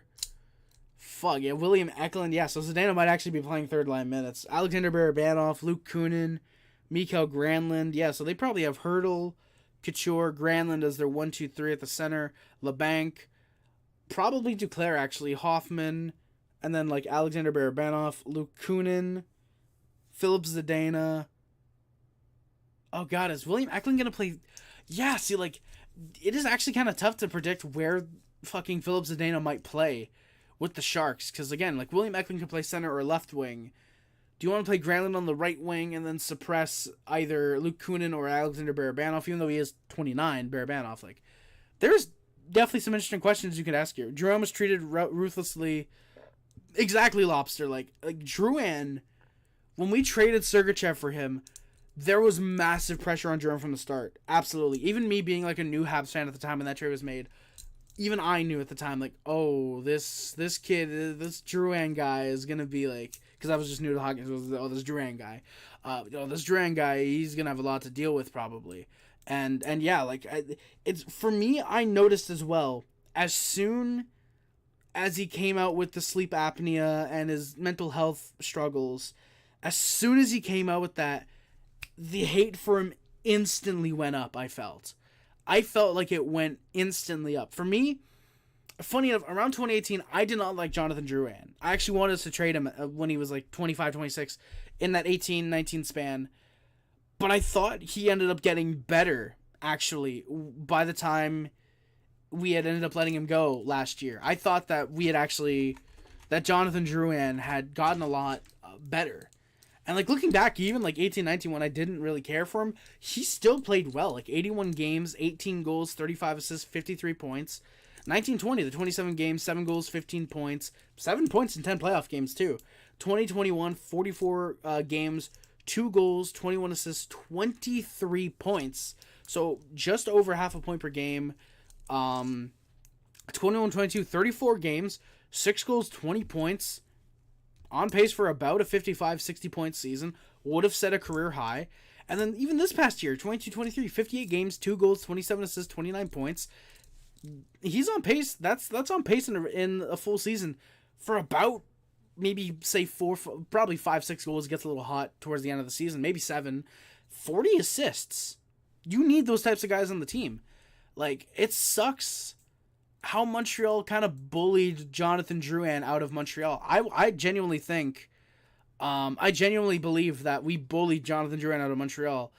Now, again, whether it's because of the pressure or because of the mental health struggles making people hate him, which is fucking disgusting if that's the case, I think the same thing as you, Lobster. I absolutely think that the Montreal Canadiens, or that Jonathan Drouin will shine with Nathan MacKinnon. He knows Nathan MacKinnon. They both played in Halifax and juniors together. They absolutely know each other from playing back in Halifax in the God, I forget if it was the WHL or the Halifax, yeah, the WHL. I would say the W or the O, but no, the O is the Ontario Hockey League. K is for... Yes, definitely the KHL is for Quebec. The Q... You know what I'm trying to say. But yeah, no, I definitely think that Jonathan Drouin is going to end up shining with Nathan MacKinnon. Hot take, boys, by the way. If Jonathan Drouin can play 70 to 80 games this year, 60 points. If Jonathan Drouin gets chances on that top line... I'm saying it now, boys. I genuinely believe that Jonathan Drouin will have a 60-point season. Now, whether that's, say, 10 goals, 50 assists, or 20 goals, 40 assists, or 5 goals, 55 assists, something like that, Jonathan Drouin will have a fucking great season with the Colorado Avalanche this year. And I think it's going to result in him getting a great payday. And whether Landeskog is back next year or, unfortunately, his career ends up being done, hopefully he comes back, because quite frankly, you never like seeing a player's career end like that. Though he did go out winning the cup. That is a damn good way to go out with your career, I will say that. If it is the end of his career, it's at least a damn good way to go out. But whether he does come back or doesn't, Drouin will get ice time with the Avalanche more than likely. Well, here's the thing, though. If Landeskog does come back, where would Drouin slot in next season if he plays very well? Because you'd have Landeskog, MacKinnon, Ranson, you have to reunite that line. Do you play Drouin on the second line with either Nichushkin or Lehkonen? Do you trade one of those two? I would think Nichushkin would have to be the guy you trade just because of the things that happened in the playoffs last year. But even then, like, who would take on the contract? It's not even that's a bad contract. Just, what if he does that? Here, that kind of fear of what Nichushkin might do if he did that during the playoffs, Lehkonen, I think, being a natural left wing, do you move Drouin to center? Do you try him back there on your second line, for example? Who do you have as your second line center right now? Do you try Kadri on the third line? Do you try Drouin on the third line? If he puts up 60 points, how much is he worth? That there's a lot of interesting questions that I think you guys, does Montreal bring back Jonathan Drouin? Please no, because I don't want him to go through those struggles again. That would really suck. Alex, co-parter, the fact that you guys have a diver. Gallagher doesn't dive nearly as much as Tim Stützle. Stützle, I'm pretty sure, has won a fucking gold medal in diving. Will the Trois-Rivières Lions be competitive this year in the ECHL? I love this about the Lionhead. Jeff, that's actually a question surprisingly I can't answer because I don't follow the ECHL much right now. Give me a couple seasons and I probably will. But right now, I'm really just kind of about the NHL and starting to follow like the AHL with Laval. I watched a couple of their games at the end of the year last year when Montreal's season had ended. But this year, I do really want to start watching a lot more Laval, especially when the Canadiens, like, it's on days that the Canadiens aren't playing, watching Laval games and watching highlights maybe. I do want to get a little bit more into the prospects of the Canadiens and not just focusing on strictly the Canadiens, but also the future of the Canadiens. Not just the current, not just the present, but the future as well, Bro's talking, I mean, to be fair, Lobster, he's talking about diving. He has the king of it. I think that's fair. I think that gives him the right to talk about about diving. $6.5 million for a diving Gallagher that gets injured a lot. Well, Alex, you know what that means, right? That's $6.5 million that can go on the cap, on the LTIR. Cap circumvention, baby. Gallagher is probably playing his last year this year, probably, and yeah, that wouldn't surprise me. Oh God, okay, so where am I? Very clear penalty, like I said. The Canadiens go to the power play. And the Canadiens score out of nowhere. Great transition game off of a dump by the by the Senators. Cole Caufield, the one and only, with his first, of the preseason. It is 4-3 Canadiens. Also, Alex, funny of you to talk shit considering what the final score was there, buddy. Yeah, Cole Caufield with a beauty of a goal past Jonas Korpisalo. I think the Senators and the rest of the NHL are going to have to get used to seeing that, probably. Yeah, Suzuki Norlander with the assists on that one. It is a 4-3 Canadiens game. Habs are finally scoring on the power play. A 1-for-4 night so far. Alex, didn't you also say you were going to beat the Habs tonight? Last stream, didn't you also say that, my guy? Because, yeah. That doesn't look like a Habs loss. I really hope that actually looked like I was actually looking at the right scores. And I think about it, I really hope it did, because I have my notes covering up the Senators score, just because it made sense for me to be able to see the rest of the screen. The Senators side I didn't need to see too much of. I just realized, yeah, I'm over here when I should be, like, kind of more centered. I didn't think of that. Well, fuck it. You know what? Why not? I'll fix it for next stream, probably. Yeah, we'll see. So the Canadiens, again, 1 for 4 on the power play. And the Habs go to the PK. Brady Keeper gets called for a high stick. That's very fair. Sanders with some good push early on. We had no Stutzel, Sanderson, Kachuk, Shabbat, etc. Yeah, and Alex, you know why you played 9 fighters?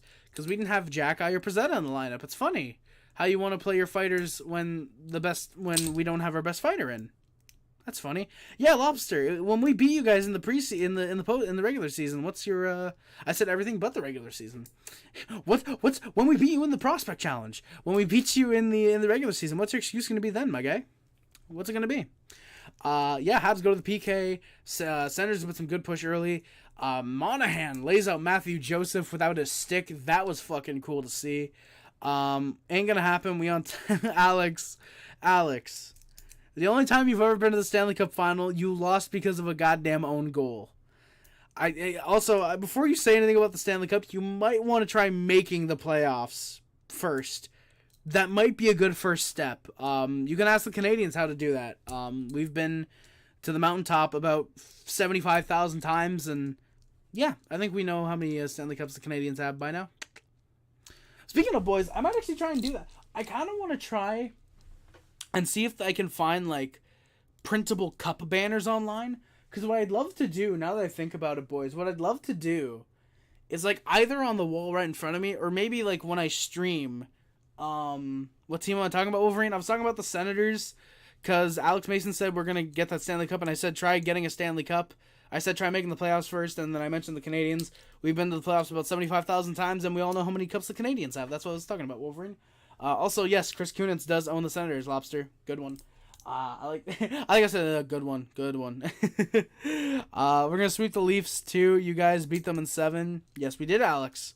Do you think Ullinen will have enough playing time to have a breakout season? I'm seriously thinking of the NHL Center Ice package this season. Thanks for the content tonight, Harry. Jeff, no problem at all, my guy. Thank you for coming by, my good sir. It means a lot.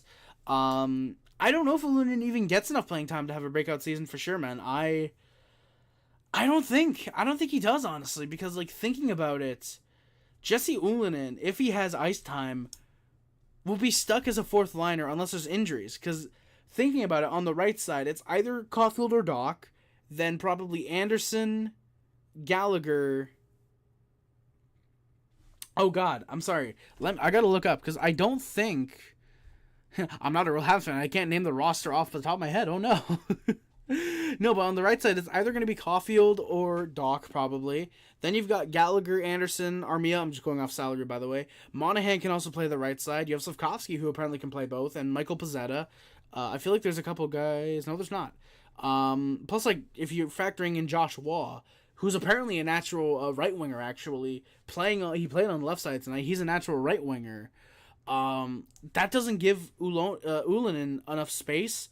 He would have to probably try and clear waivers, which I've heard, like, there's rumors because Harvey Pinard is still waiver exempt, he could get sent down, and that's why we gave him 1.1, because that's the amount that would be covered on the salary cap before any extra gets on the salary cap. Slafkovsky could also technically go down, so we could end up doing that. But I don't know, I feel like Ullinen... probably, like, we could probably try and slip him through waivers, but at the same time, we could use him as a 13th forward, because Dvorak's going to be out to start the season. It's not going to be long until Gallagher gets hurt, realistically.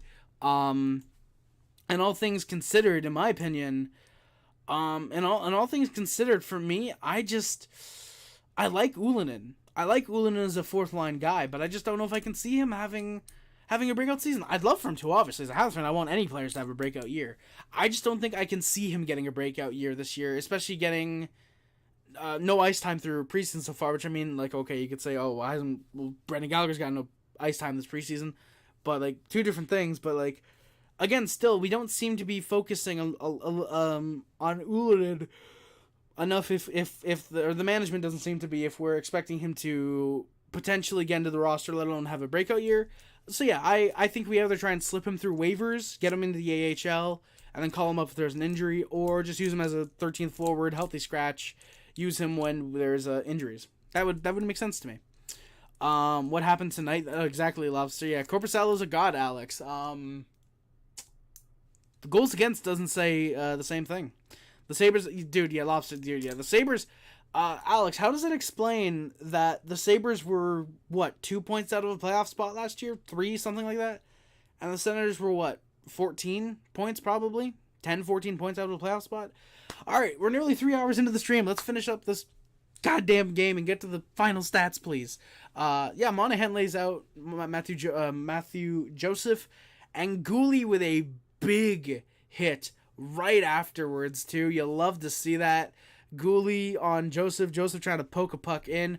Goulet just comes in, bams into the boards. Love to see it. Great hit as well there. Alex, if the Sabres are complete garbage when they miss the playoffs by 3 points, what does that make the Ottawa Senators, quite frankly? Canadiens with some 4-on-4 into a power play as Bailey gets called for a clear tripping call. 6 for 8 on the PK tonight. Believe me, I wish I was fucking joking, boys. If this were the regular season, I'd be blowing a goddamn gasket. But it's preseason, and most of the calls were legitimately fair, so I completely get it. I'm completely understanding. Canadians go to the power play. They looked to find... I did. Yeah, the Bailey gets called for a trip. Yeah. On the power play, Habs try to find Caufield. Sens are able to read the plays. There's no goals there. We are 1 for 5 on the power play tonight. Sens pressure with 3 minutes left. Not many shots. Habs were kind of good at holding down the fort at this point. You guys got lucky with some of the calls, which explains why the Senators had 8 power plays and the Canadiens had 5. Definitely. Yeah, goalie gets pulled with just under 2 to play. Quite frankly, the Sens were probably better playing with the goalie pulled the whole game, but you know what? I'm not the head coach of the Ottawa Senators, despite the fact that I'm probably smarter than DJ Smith. Great looks for Joseph and Kubalik. Kastelik was taking the faceoffs. I figured I'd note that. Mark Kastelik was taking the faceoff for the Senators. That's kind of funny to note. And the Habs win. Our first preseason game win in apparently just under 3 years. Holy fucking shit, we did it. I put a boy O, but I meant boyos. And then final shots, which I did not get. I will track those right now for you big, beautiful boys. At least I really hope I can. Yes, I can indeed. I can indeed get the final shots of the game. Just give me a second while the NHL.com site loads up. The final shots were 30-21 in favor of the Senators. So, yeah, so the final shots being in favor of the Senators, the Habs scoring 4 goals on 21 shots. That's, it's kind of embarrassing if you ask me. All right, boys, so the game recap is done. Dylan Cousins is a bust. Did he not just have a 70-point season? Yeah, boys, so I'm going to see. Let me see if I can do something real quick, boys. Before I get off stream, I want to try something a little bit experimental, if you will. If the thing would load for me, that's much appreciated. Thank you. All right, there we go. So I just want to save this thing real quick. I'm sorry, boys. This is probably kind of boring, but, I just want to try something out on stream real quick. Dylan Cousins was my fantasy legend. Oh, I'm sure so many guys got Dylan Cousins late, and that's like kind of fucking good. That's kind of good. So yeah, boys, I'm just gonna load up the thing that I wanted to load. Oh fuck, shit. Sorry, boys. This is taking a minute. We have 5 viewers right now. Thank you guys for coming by. I appreciate the viewers while I'm trying to load this thing. All right, there we go. So the thing has loaded. I'm trying to find a way to get this. There we go. All right, boys. There we go. So I loaded up. I had no Sens because they were trash. Exactly, Lobster. Exactly. All right, so yeah, I have something kind of experimental on the screen right now. So you guys might like to see that. Yeah. So what we're gonna do, boys, is because some of you guys are new, I will explain. Usually after the recap, I go through the stats for the Canadiens in terms of goals, assists, and points in order, obviously from most to least, because that's how it works. So yeah, we're gonna go in order, obviously, and then afterwards we'll probably head out. I'll talk for like 2 minutes, depending on how close we are to 3 hours. Because holy fuck, 6 hours of streaming in the last 2 streams is nutty. Cole Caufield leads the Montreal Canadiens with a goal and an assist for 2 points. Nick Suzuki has 2 assists. Joshua Waugh, Josh Anderson, Brandon Gignac, Juraj Slafkovsky, and Sean Monahan all have a goal. Xavier Simonu, Jesse Ullinen, who I completely forgot played last preseason game, David Reinbacher, Alex Newhook, Jared Davidson, David Savard, William Trudeau, Kirby Doc, and Matthias Norlander all have an assist. I also track fights when those happen. But yeah. I also track fights, but unfortunately we have not had one. Actually, why do I feel like we did?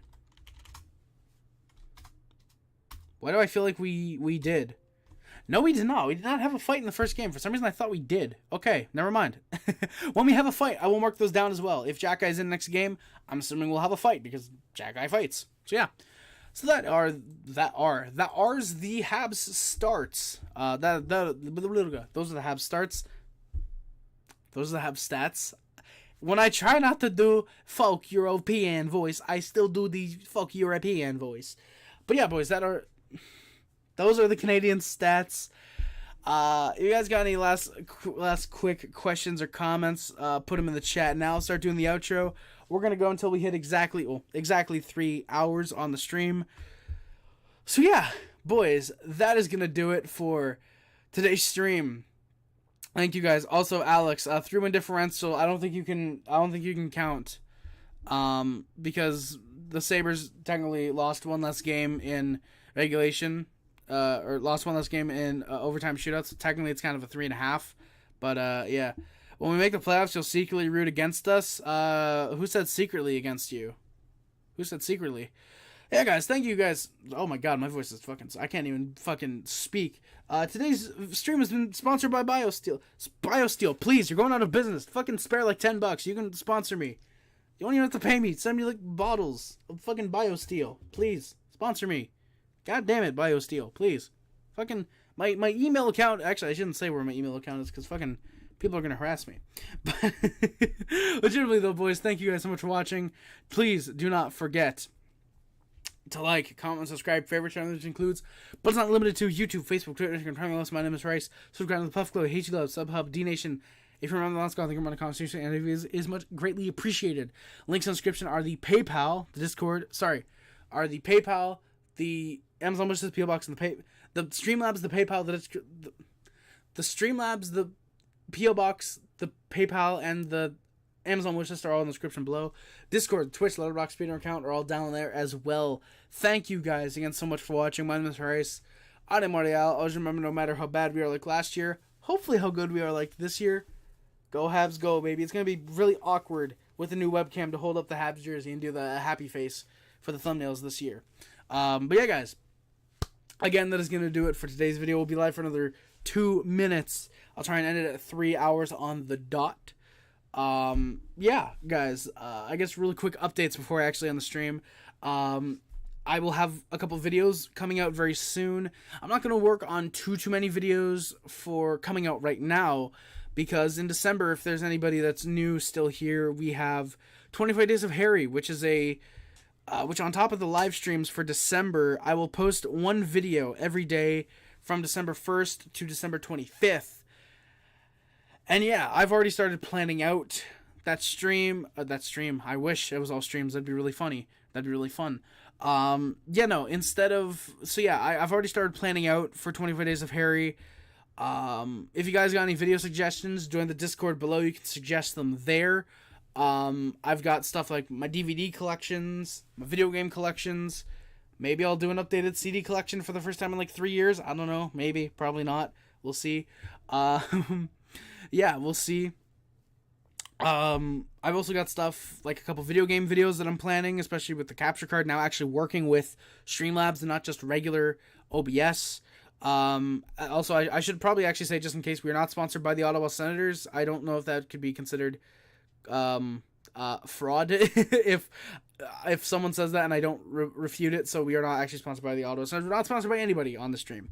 But yeah, I've got stuff planned for 25 Days of Harry, so you guys have that to look forward to December.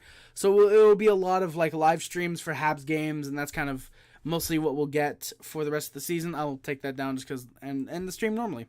So yeah, guys, that is going to do it for today's video. Thank you guys so much for watching. My name is Rice, and I'm out. Love you guys. See you guys. Bye, guys. Love you guys. See you guys. Bye, guys. See you guys. Bye. Let's go, baby. 3-hour stream